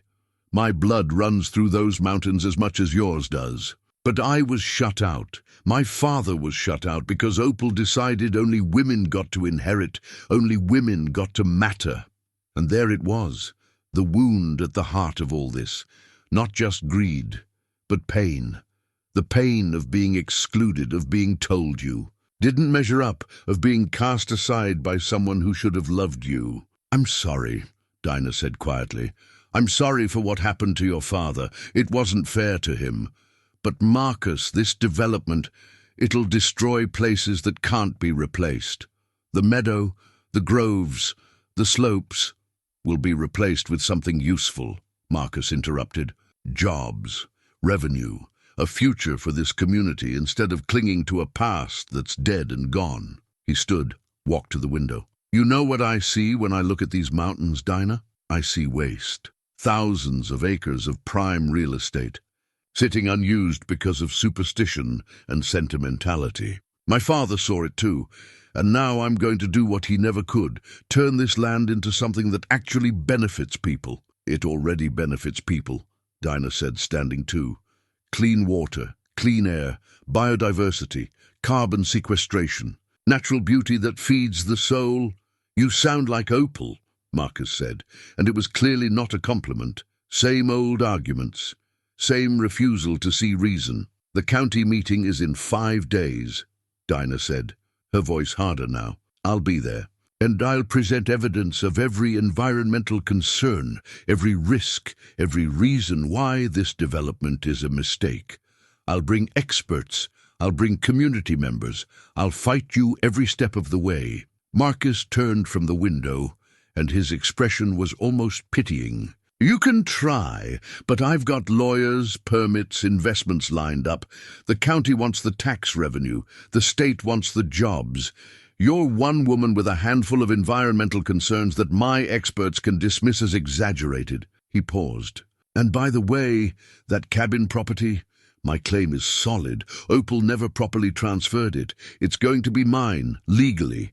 And once it is, I'll bulldoze that cabin myself. Dinah felt something crack inside her, not breaking but hardening. She walked to the door, then turned back. You're making a mistake, Marcus, not just legally or financially, but spiritually.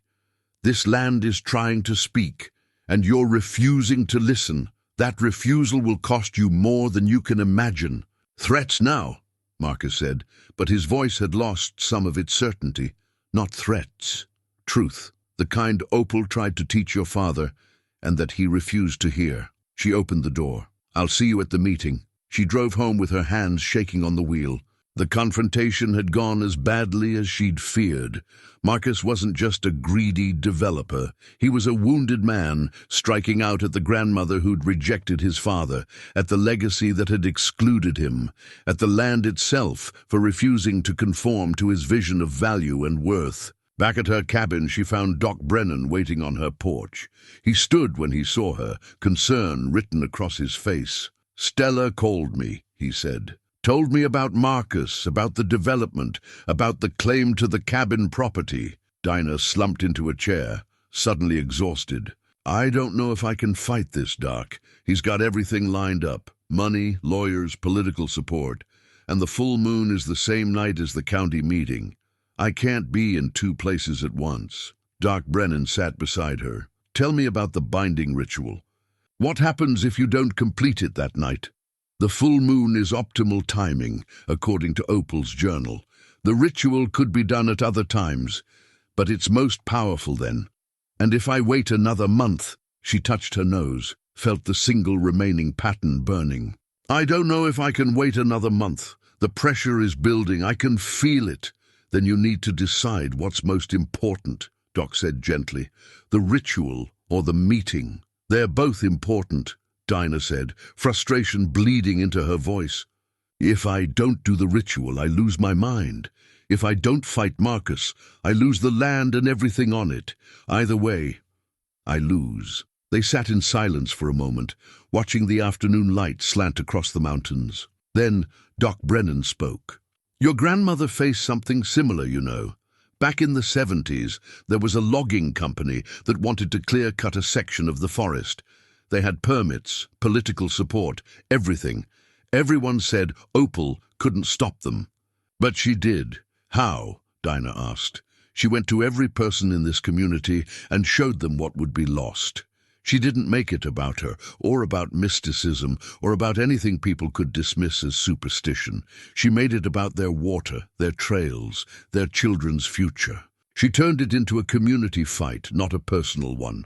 He looked at Dinah. You need allies, Dinah, real ones, people who'll stand with you at that meeting, who'll speak up, who'll make the county think twice about approving those permits. I have 3 days, Dinah said. Then we better get started. That evening, Dinah sat at her table with the survey map spread before her and began making a list. Every environmental concern, every risk, every person who might be affected by Marcus's development, every expert who could speak to the damage it would cause.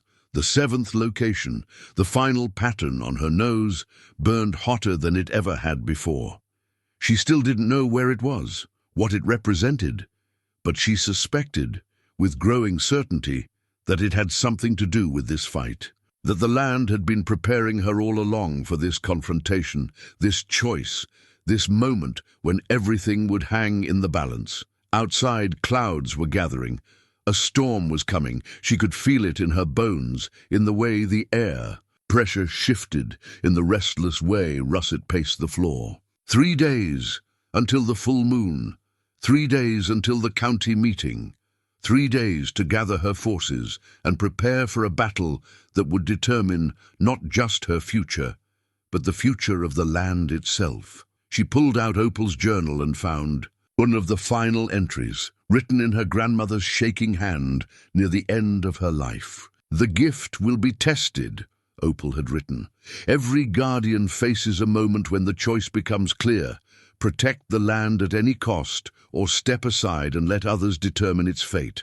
That choice is the true binding, not the ritual with cloth and soil, but the decision to stand firm when everything is arrayed against you. The land will know if you're truly committed, and it will give you what you need to prevail if you have the courage to ask." Dinah closed the journal and looked out at the darkening mountains. The storm was closer now, thunder rolling in the distance. She had courage. She'd proven that by surviving 6 years of unexplained suffering, by hiking to each of the 7 locations, by accepting a gift that most people would call madness. Now she just had to prove she had enough courage to fight for what mattered most, before time ran out completely. The storm broke just after midnight, rain hammering against the cabin roof with a fury that matched Dinah's mood. She lay awake, listening to the thunder roll across the mountains, thinking about Marcus and the meeting and the binding ritual that she might not be able to complete.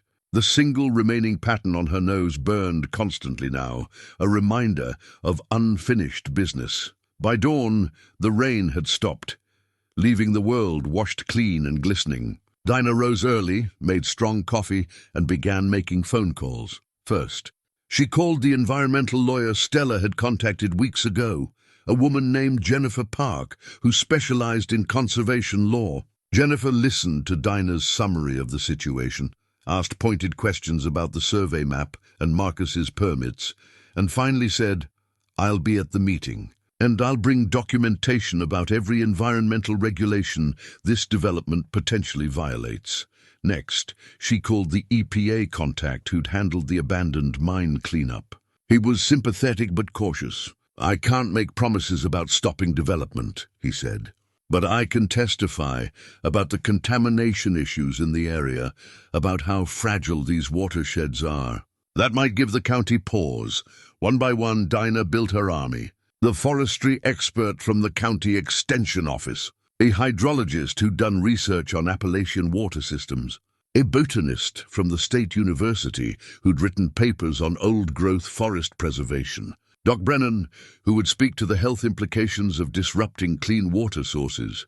By noon, she had commitments from 8 experts, each bringing specific knowledge that would make Marcus's development look reckless at best, catastrophic at worst. But she needed more than experts. She needed community members, people whose voices would carry weight with the county commissioners, people who could speak to what would be lost if Marcus's development went forward. Stella helped with this part, driving Dinah around to neighbors and former acquaintances. They stopped at farms and trailers, small houses and mobile homes. Dinah explained the situation to each person, showed them the survey map, outlined the risks. Some people were skeptical. One farmer said bluntly, "Development means jobs. My grandson needs work." But when Dinah explained how the development would destabilize the slopes above his farm, potentially sending mudslides down onto his property, he reconsidered. Others were immediately supportive. An older woman named Violet remembered Opal and the work she'd done to protect local water sources. "If Opal's granddaughter says this development is bad for the mountain, I believe her," Violet said firmly. "I'll be at that meeting." By evening of the first day, Dinah had promises from 12 community members to attend the meeting and speak against the development, but the cabin property was a Different problem, one that couldn't be solved with testimonies and expert opinions. Marcus's legal claim was solid. Opal had never properly transferred the deed, and without clear documentation showing Dinah's ownership, the property could revert to the nearest blood relative, which technically was Marcus. "There has to be something," Stella said, as they sat at Dinah's kitchen table surrounded by papers. "A will, a letter, some kind of documentation showing Opal intended for you to have the cabin." "I've looked through everything," Dinah said wearily. "The will only mentions this property, the 160 acres. The cabin parcel isn't mentioned anywhere. What about at the cabin itself? Maybe Opal left something there, a letter, another journal entry." Dinah felt a spark of hope. "It's worth looking." The next morning, 2 days before the full moon, Dinah hiked back to the old cabin. The recent rain had made the trail muddy and treacherous, but she pushed through, driven by desperation. The cabin looked even more forlorn in the grey morning light. She unlocked the door and stepped inside, immediately going to the bedroom where she'd found the journal and tools. She searched every drawer, every shelf, every possible hiding place. Nothing. She was about to give up when she noticed something she'd missed before, a loose floorboard near the bed. She pried it up carefully and found a metal box beneath, small and rusted at the edges. Inside the box was a bundle of letters, tied with faded ribbon. Her hands shook as she untied them and began to read. They were letters from previous Crowell women, not to Opal, but to the next guardian. Letters meant to be opened by whoever accepted the gift. The first was from Opal herself, dated just weeks before her death. "To the woman who comes after me," Opal had written.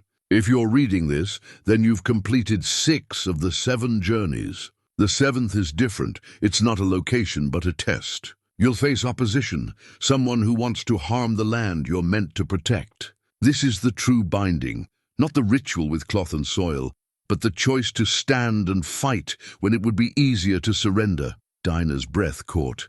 The 7th pattern. It wasn't marking a geographical location. It was marking this moment, this confrontation with Marcus. She read on. "In this box, you'll find a document I had prepared by a lawyer I trusted. It's a deed and testament, properly witnessed and notarized, making it clear that the cabin property passes to whoever accepts the guardian's role. It can't be sold or developed. It must remain protected, a sanctuary for the guardians who come after you."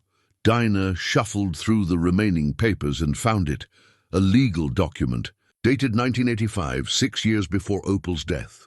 It clearly stated that the 40-acre parcel containing the old cabin was to pass to the current Crowell guardian, defined as the woman of the bloodline who accepts the responsibility of land stewardship as described in the accompanying journals and performs the binding ritual at the sacred grove. It was signed by Opal, witnessed by 2 people Dinah didn't recognize, and notarized by a county clerk. It was legal, binding, and irrefutable. "Thank you, grandmother," Dinah whispered, clutching the document to her chest.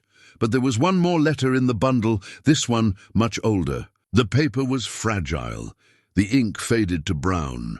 It was from Dinah's great-great-grandmother, written in 1889. "To my granddaughter's granddaughter," it read. "In my time, I faced a betrayal from within the family. My own brother sought to profit from this land, to sell its timber and minerals without regard for what would be lost. I stopped him, but only barely, and only because I had the support of the community and the courage to speak truth to power. You will face your own betrayal. It is the pattern. Every 3rd generation, a Crowell man born outside, the gift seeks to control what he cannot understand. Stand firm. The land chose you, not him. And what the land chooses, no man can take away." A chill ran through Dinah. Every 3rd generation. Opal's son Raymond had been one. Now Marcus was another. The pattern repeated, generation after generation. Wounded men striking out at what they couldn't possess.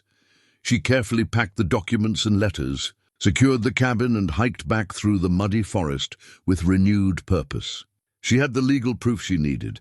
Marcus's claim would fail, but that still left the development itself and the choice she'd have to make between attending the county meeting and performing the binding ritual. That evening, as she sat with Stella and Doc Brennan reviewing the plan for the meeting, there was a knock at the door. Dinah opened it to find Pastor Williams and Violet, along with 3 other people from town she'd spoken to the previous day. "We've been talking," Pastor Williams said, "about the meeting, about what you're up against.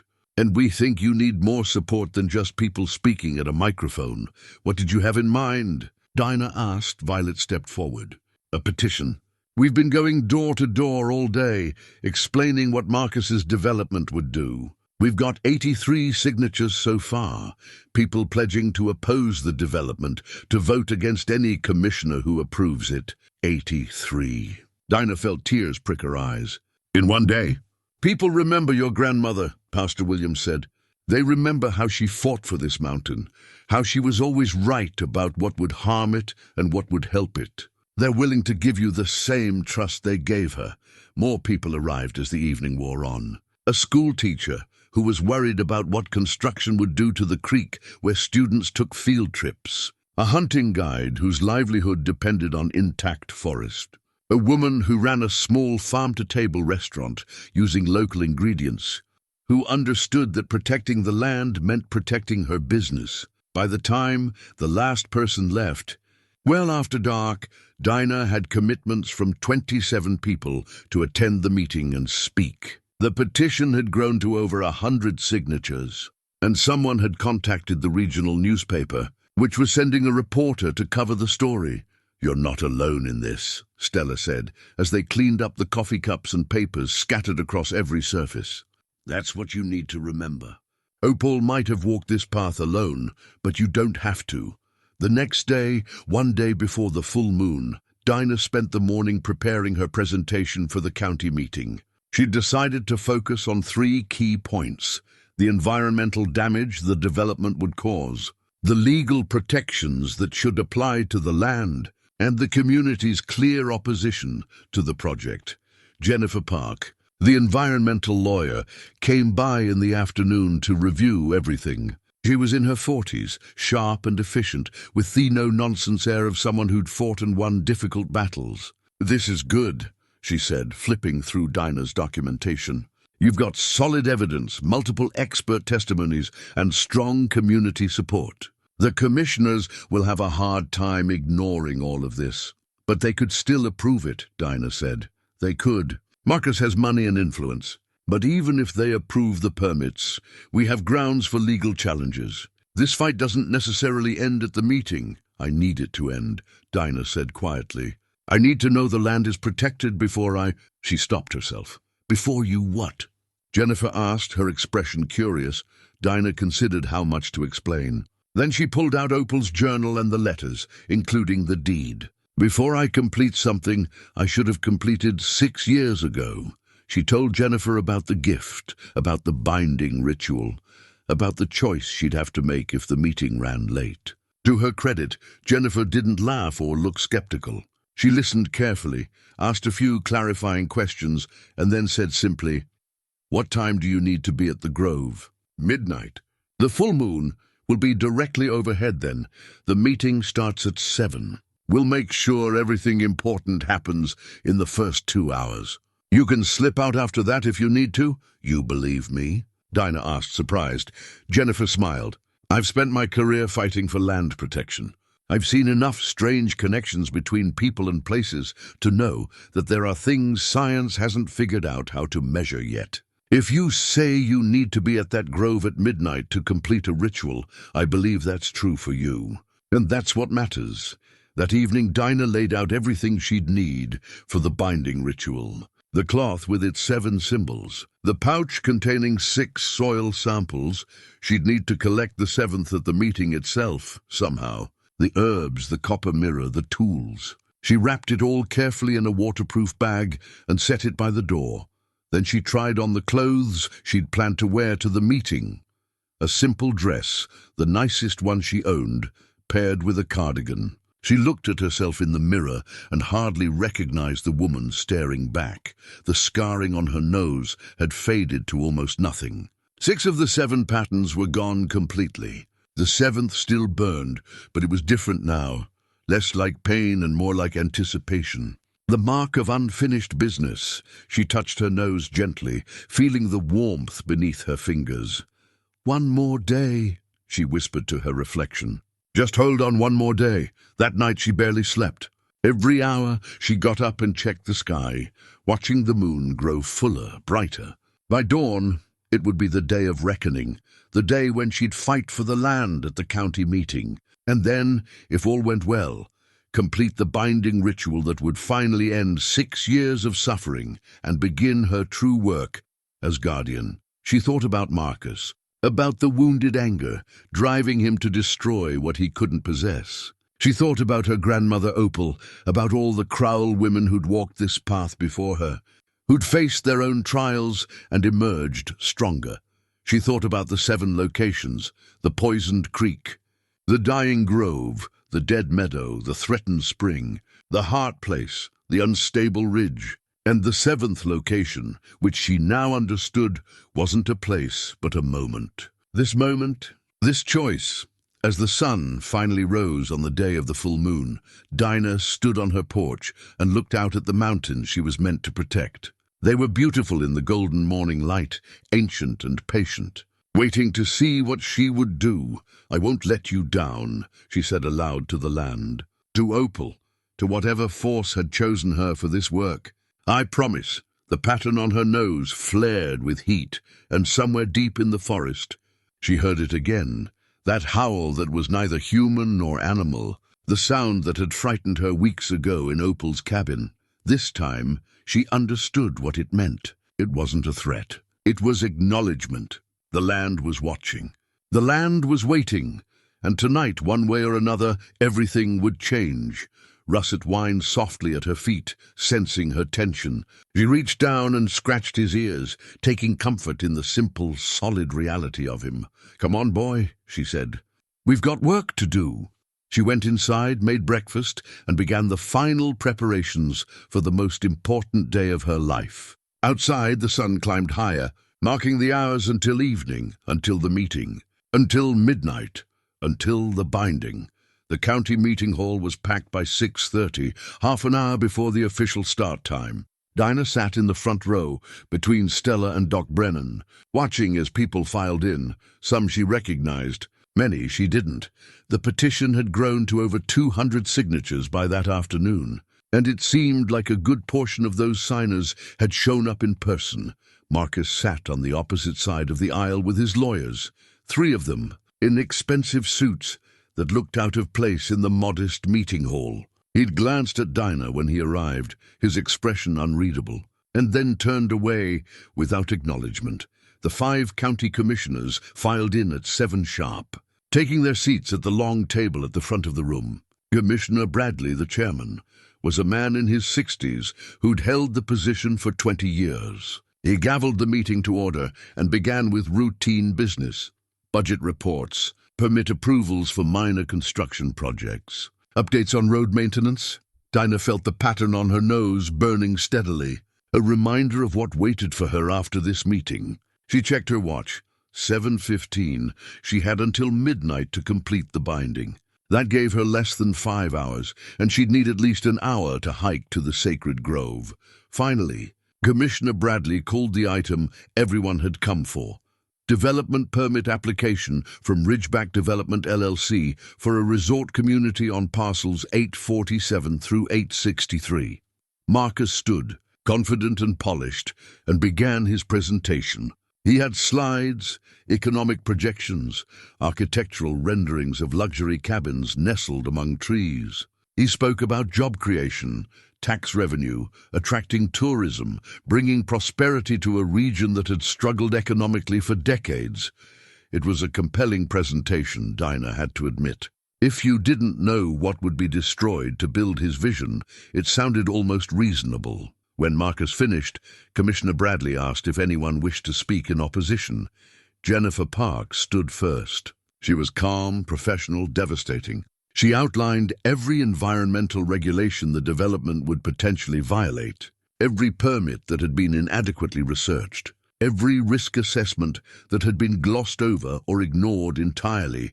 "The wetlands analysis is incomplete," she said, showing her own slides on a laptop. "The erosion control plan is insufficient for slopes of this grade.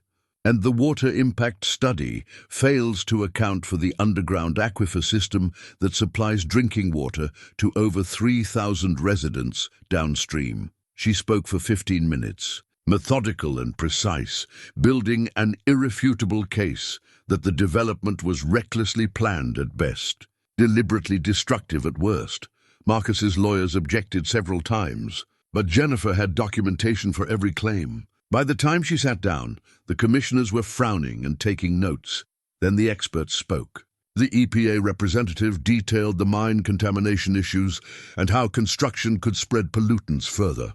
The hydrologist explained the fragile watershed systems. The forestry expert described the old-growth trees that would be destroyed, trees that couldn't be replaced in any human lifetime. Each presentation took 10 to 15 minutes. Dinah checked her watch repeatedly. 8:30, 9 o'clock, 9:20. Finally, Commissioner Bradley asked if any community members wished to speak. Hands shot up across the room. One by one, people stood and spoke from their hearts. Pastor Williams talked about stewardship and moral responsibility. Violet described how Opal had protected the mountain and how Dinah was doing the same. The hunting guide explained how the development would destroy wildlife habitat.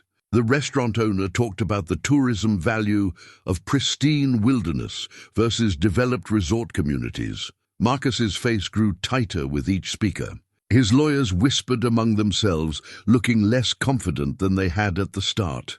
At 9:45, Dinah stood to speak. The pattern on her nose burned so hot she almost gasped, but she kept her expression calm as she walked to the microphone. "My name is Dinah Crowell," she began. "I'm the 6th generation of my family to live on this mountain. My grandmother, Opal Crowell, taught me that we don't own this land. We're its caretakers, responsible for passing it on to future generations in better condition than we found it." She pulled out the survey map, unfolded it so the commissioners could see. The proposed development would destroy or damage 7 critical locations. A spring that supplies water to multiple wells. A grove of ancient trees that can't be replaced. A slope so unstable that construction could trigger landslides. A meadow that's already contaminated and needs remediation, not more development. She pointed to each location on the map as she described it, her voice steady and clear. "These aren't just environmental concerns. They're threats to public safety, to water quality, to the health of this entire community. And they're violations of the responsibility my family has carried for generations." Then she pulled out the deed she'd found in Opal's cabin. "Mr. Crowell has claimed ownership of a 40-acre parcel that includes my grandmother's old cabin. But this document, properly witnessed and notarized, makes it clear that the property passes to the guardian, the person who accepts responsibility for protecting this land. That's me, not him." She handed the deed to Commissioner Bradley, who examined it carefully, then passed it to the county attorney sitting beside him. They conferred in whispers while Marcus leaned forward, his jaw tight. "This changes nothing," Marcus said, standing abruptly. "The development doesn't require that particular parcel. We can work around it, can you?" Dinah asked, turning to face him directly. "Because the aquifer runs directly under that property. Any construction nearby risks contaminating it. The sacred grove, where your plans call for the main lodge, is ecologically irreplaceable.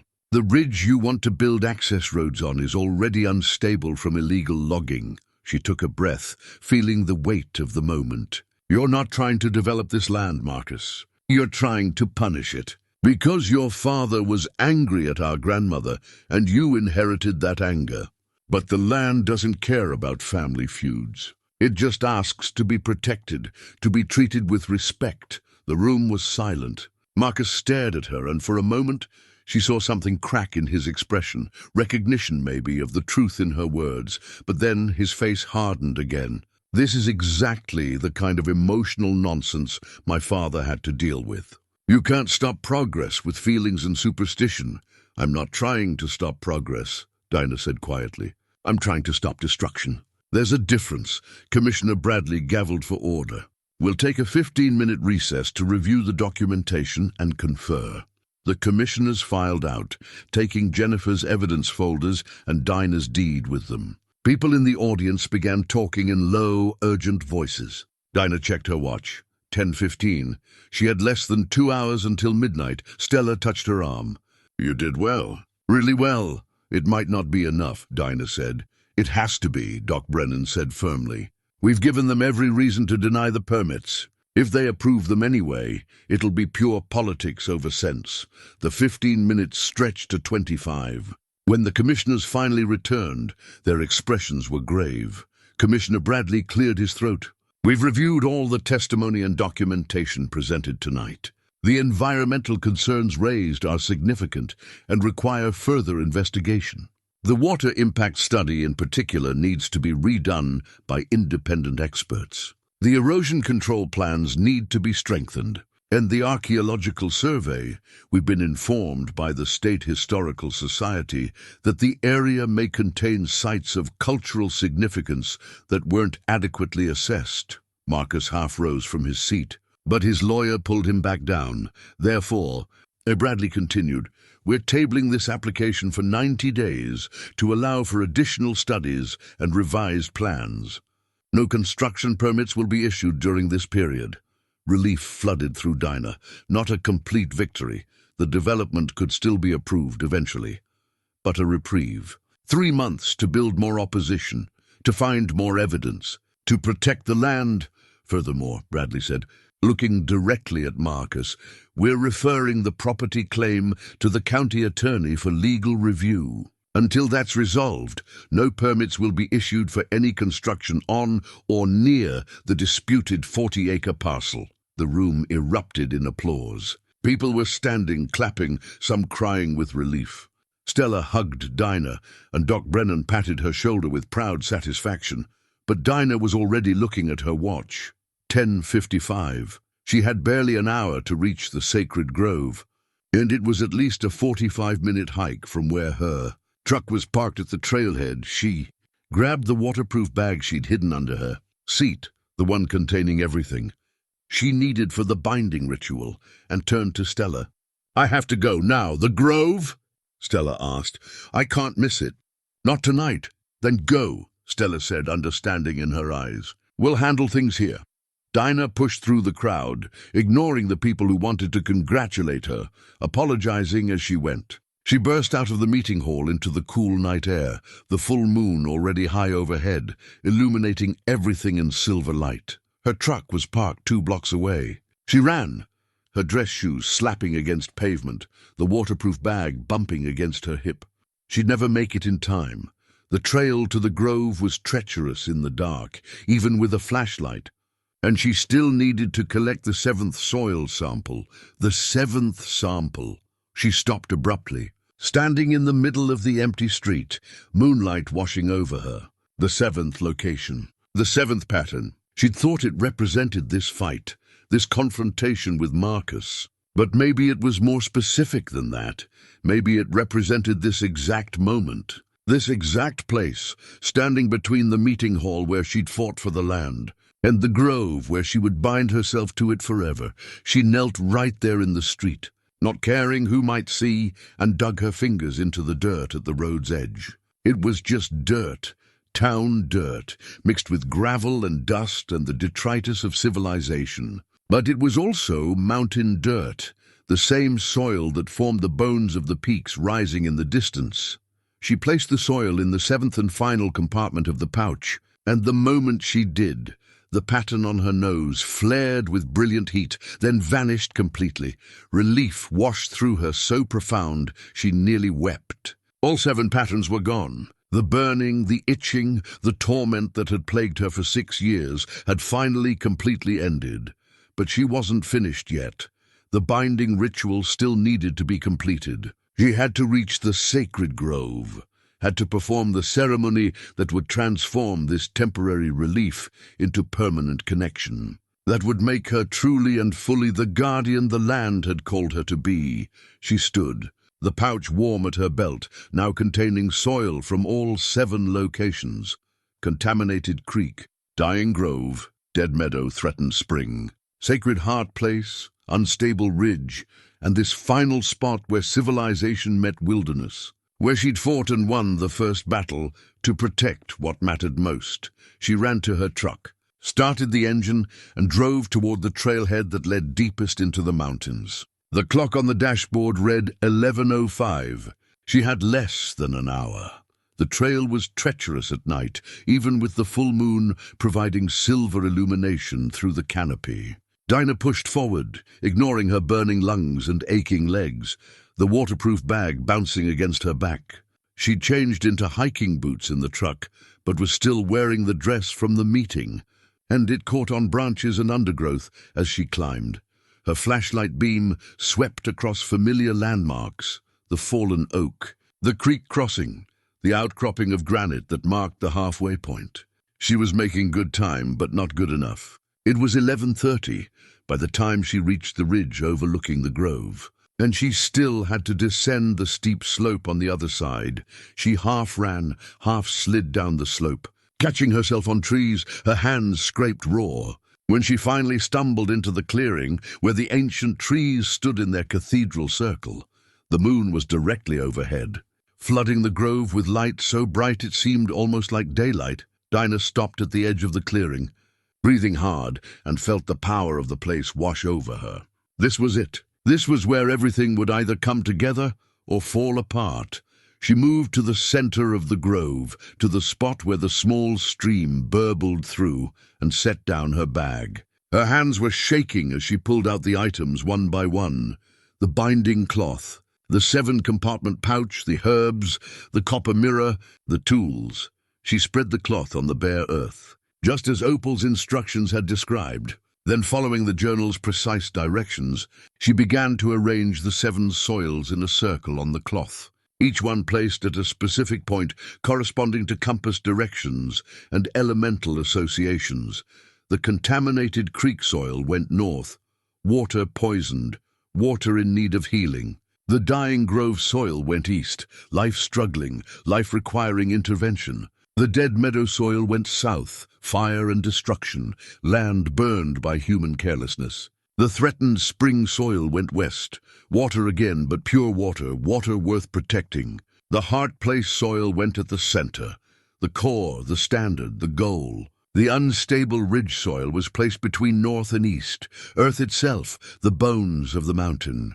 And the final soil, the town dirt that represented the bridge between human and wild, went between south and west, the place where choices were made, where battles were fought, where guardians stood firm. As she placed each soil, it began to glow faintly, responding to the moonlight or to something deeper, the land's own awareness, perhaps recognizing what she was doing, acknowledging her commitment. When all 7 soils were arranged, she lit the bundle of herbs and let the smoke rise, purifying the space. The smell was sharp and clean, sage and cedar, sweet grass, and something else she couldn't quite identify. Something wild and ancient. Then she picked up the copper mirror and looked into it. Her reflection stared back, but it was changing, shifting. She saw herself as she'd been 6 years ago, raw-faced and desperate, scratching endlessly. Then she saw herself as she was now, whole, healed, purposeful. Then the reflection shifted again, and she saw Opal, young and strong, her eyes bright with the same determination Dinah felt now. Then other women, faces she didn't recognize, but knew instinctively were her ancestors, Crowell women going back generations, each one who had stood in this grove or places like it, each one who had accepted the gift and the responsibility that came with it. They were all here, all present, all supporting her. "I accept," Dinah said aloud, her voice strong and clear in the moonlit silence. "I accept the gift. I accept the responsibility. I accept the role of guardian." The soils on the cloth blazed with sudden light, and Dinah felt something shift inside her, not painful, but profound. It was as if invisible roots were extending from her body, down into the earth, connecting her to the mountain, to the watershed, to every tree and stone and creature that called this place home.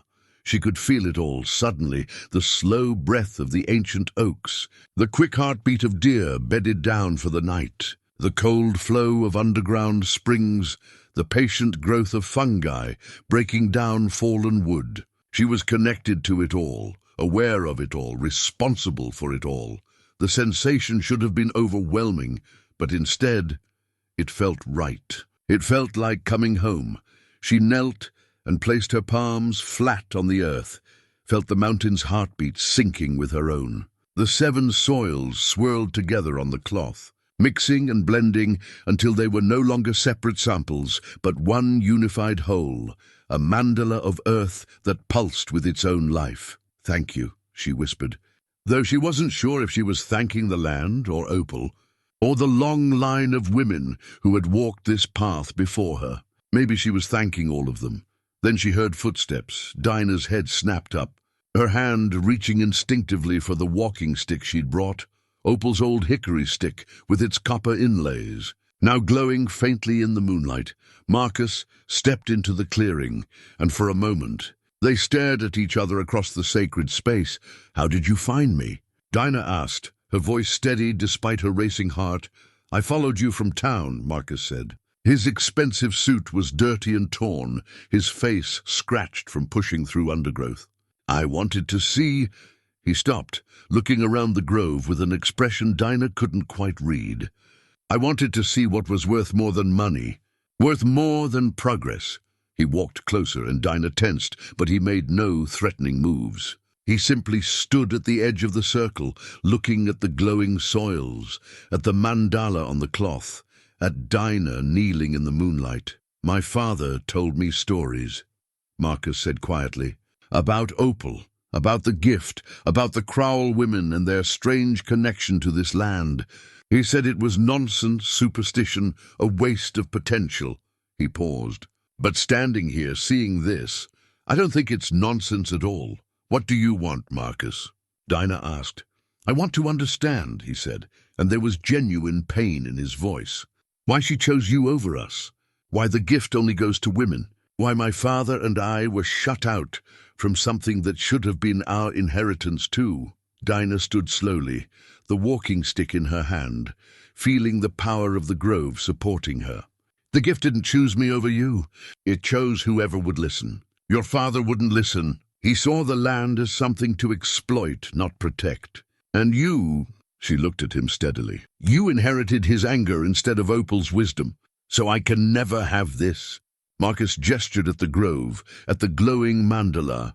"Never be connected to it the way you are." "I didn't say that," Dinah said softly. "The gift comes in different forms. You don't have to be a guardian to have a relationship with the land. You just have to be willing to listen instead of dominate, to protect instead of exploit, to see value in something beyond profit." Marcus was quiet for a long moment, staring at the ancient trees surrounding them. "What happens now?" he asked finally. "You got your reprieve at the meeting." 90 days. "But that doesn't mean my development is dead. Just delayed. That depends on you," Dinah said. "You can keep fighting, keep trying to force your vision onto land that doesn't want it. Or you can listen, really listen. Find a different way, a way that works with the mountain instead of against it. And if I can't," Marcus asked, "if I'm too damaged by what my father taught me, too angry to let go?" Dinah felt a surge of compassion for him then, for the boy who'd been raised by a bitter man, who'd inherited wounds instead of wisdom. "Then I'll fight you," she said simply. "Not with anger, but with purpose. I'll use every legal tool, every community connection, every piece of evidence to stop you. Because that's what guardians do. We protect. Even from family." Marcus looked at her for a long moment, something shifting in his expression.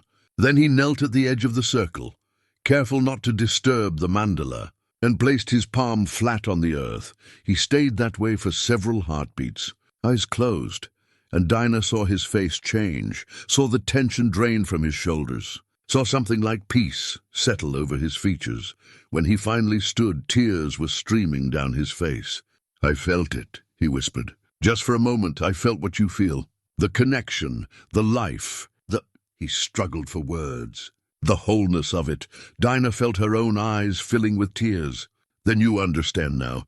This is what we've been protecting. Not just trees and water, but this feeling of being part of something greater than ourselves. Marcus nodded slowly. He looked at the mandala one more time, then at Dinah. I'll withdraw the development application, he said. I'll let the property claim go. I don't know what I'll do instead, but I can't destroy this. Not after feeling it. Thank you, Dinah said simply. Marcus turned to leave, then paused. What my father never understood, what I never understood until now, is that being shut out wasn't about bloodlines or gender. It was about willingness. The land calls, and you have to be willing to answer. Yes, Dinah said. I wasn't willing, Marcus said. Not until now. And maybe now it's too late for me to be a guardian. But maybe it's not too late for me to be an ally. It's never too late for that, Dinah told him. He nodded once more, then walked away into the forest, leaving Dinah alone in the grove with her ritual and her grief and her joy all mixed together.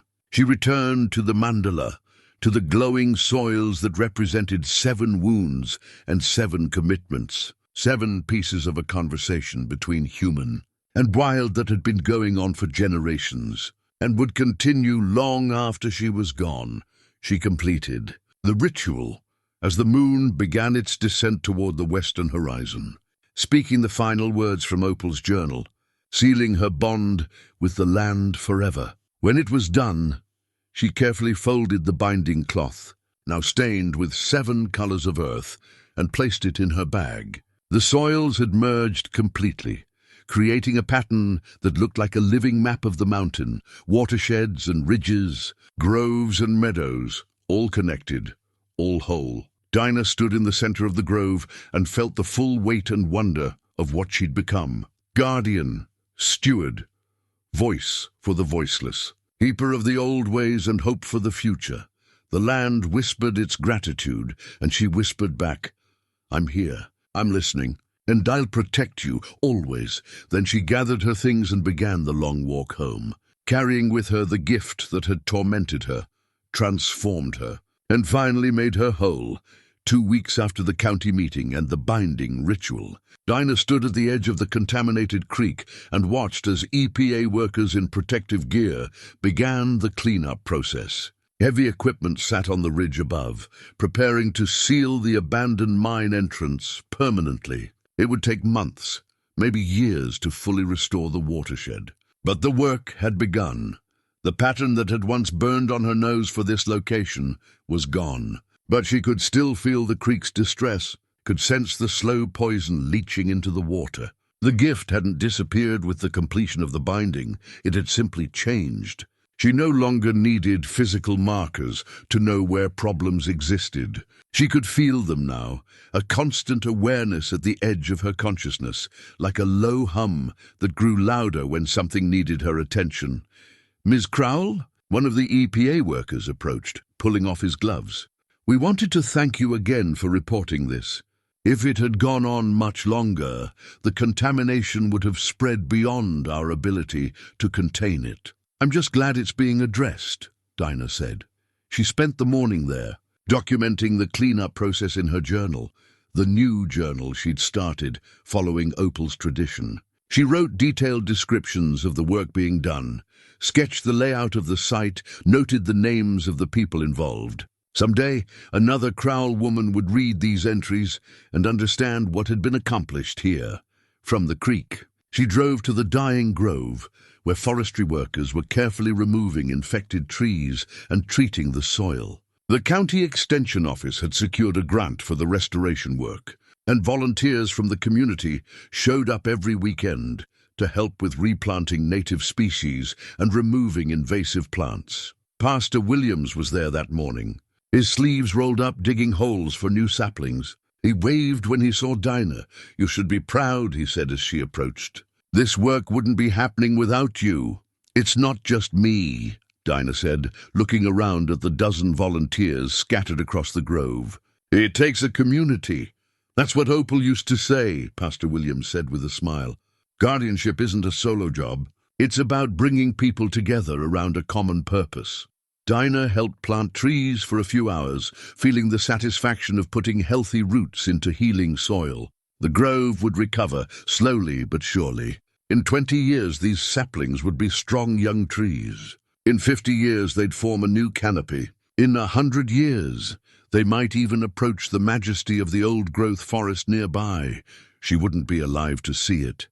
But that didn't matter. The work was what mattered. The commitment to long-term thinking, to caring about futures she'd never witness. That afternoon, she visited the morning meadow, the place that had grieved her the most, the dead zone where nothing grew.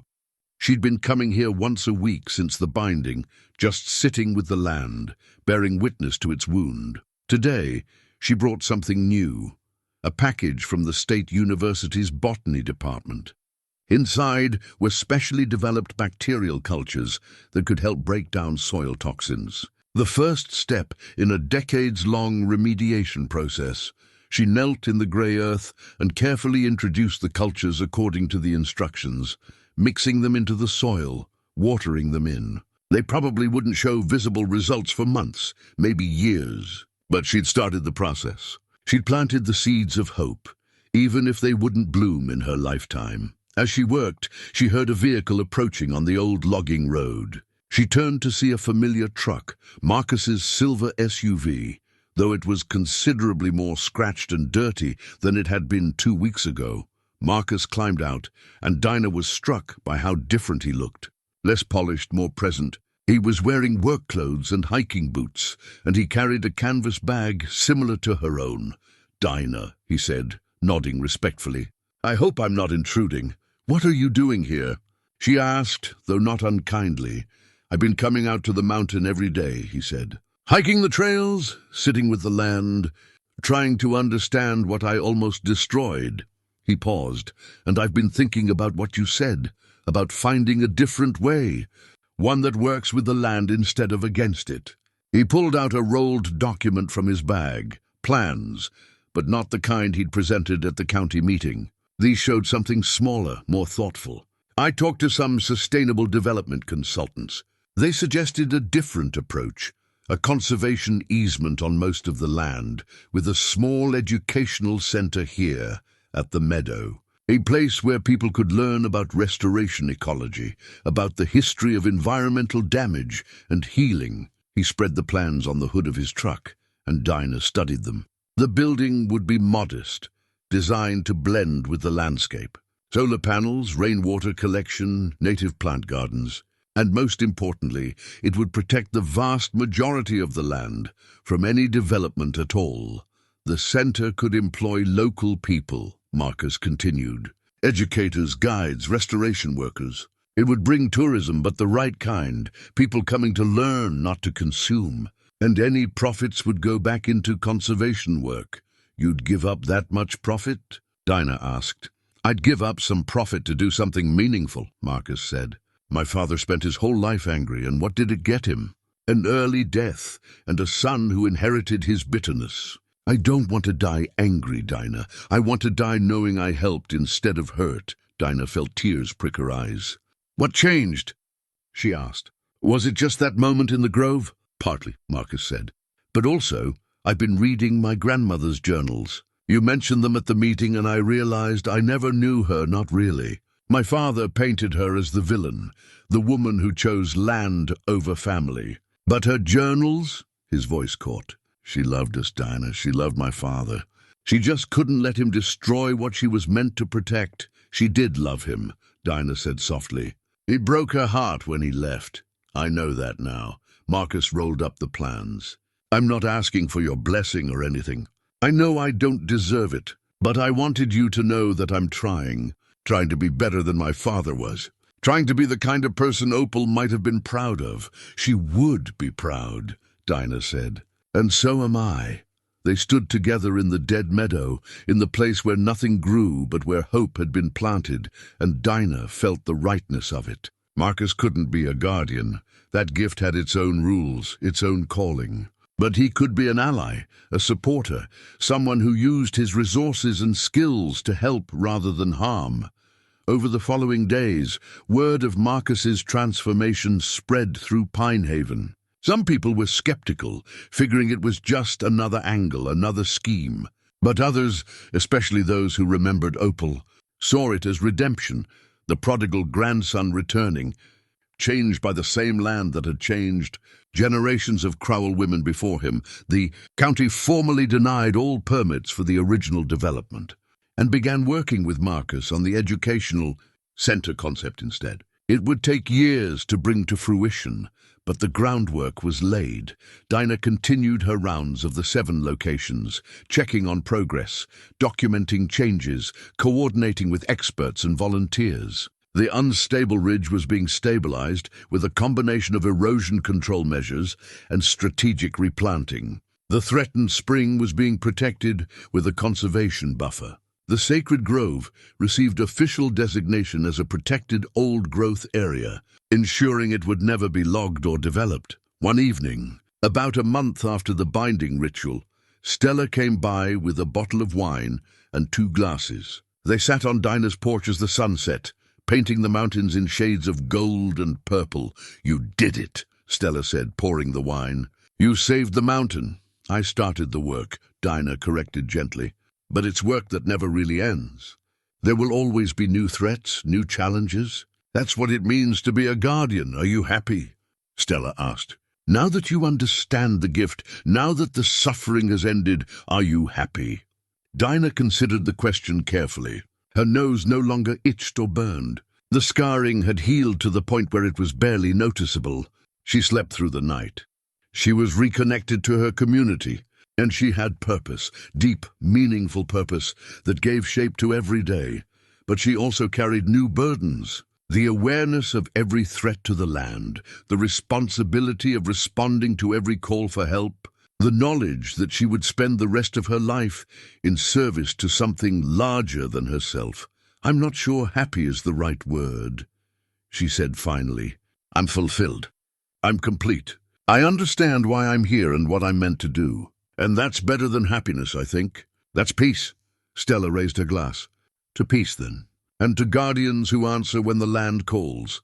They clinked glasses and drank as the last light faded from the sky. That night, Dinah sat at her kitchen table with her journal open before her. She'd been writing an entry about the day's work when she felt a familiar sensation, not painful but insistent. The land was calling again, alerting her to something new that needed attention. She closed her eyes and let her awareness expand, feeling outward along the network of connections that now linked her to every part of the mountain. There, a section of forest on the north ridge where she sensed disturbance. Not immediate crisis, but something worth investigating soon. She made a note in her journal, planning a hike for the next day. Then she continued writing. "Today, Marcus showed me plans for an educational center at the Morning Meadow," she wrote. "It's strange how enemies can become allies, how anger can transform into commitment, how the land has a way of changing everyone who truly pays attention to it. Opal was right, the gift isn't a burden, it's a conversation. And I'm finally learning how to listen." She wrote for another hour, documenting everything she'd learned, everything she'd experienced, creating a record for whoever came after her. Because there would be someone after her eventually, another Crowell woman. Or perhaps by then the gift would have evolved to call someone outside the bloodline. The land would find who it needed. Before she went to bed, she stepped out onto her porch one final time. Russet was sleeping by the door, his grey muzzle resting on his paws. The forest beyond was alive with night sounds, owls hunting, small creatures moving through undergrowth, the wind sighing through ancient trees. She touched her nose lightly, felt nothing but smooth skin. The patterns were gone, but the connection remained. She would carry it for the rest of her life. This gift that had tortured her for 6 years, before revealing itself as the greatest blessing she'd ever received. "Thank you," she said quietly to the night. To the mountains, to Opal, and all the women who'd come before her. "Thank you for choosing me. Thank you for not giving up even when I wanted to." The wind picked up, rustling through the leaves, and Dinah heard in it something like an answer. Not words, but acknowledgement. The land knew. The land appreciated. The land would continue to call, and she would continue to answer. She went inside, locked the door, and climbed into bed. For the first time in 6 years, she fell asleep immediately, dreamlessly, peacefully. And when she woke with the dawn, she knew exactly what she needed to do with the new day. She was a guardian now, a keeper of the mountain, a voice for the voiceless land. And she would carry that responsibility with pride and purpose for all the years remaining to her. The gift had finally, fully awakened. And Dinah Crowell had finally, fully become who she was always meant to be.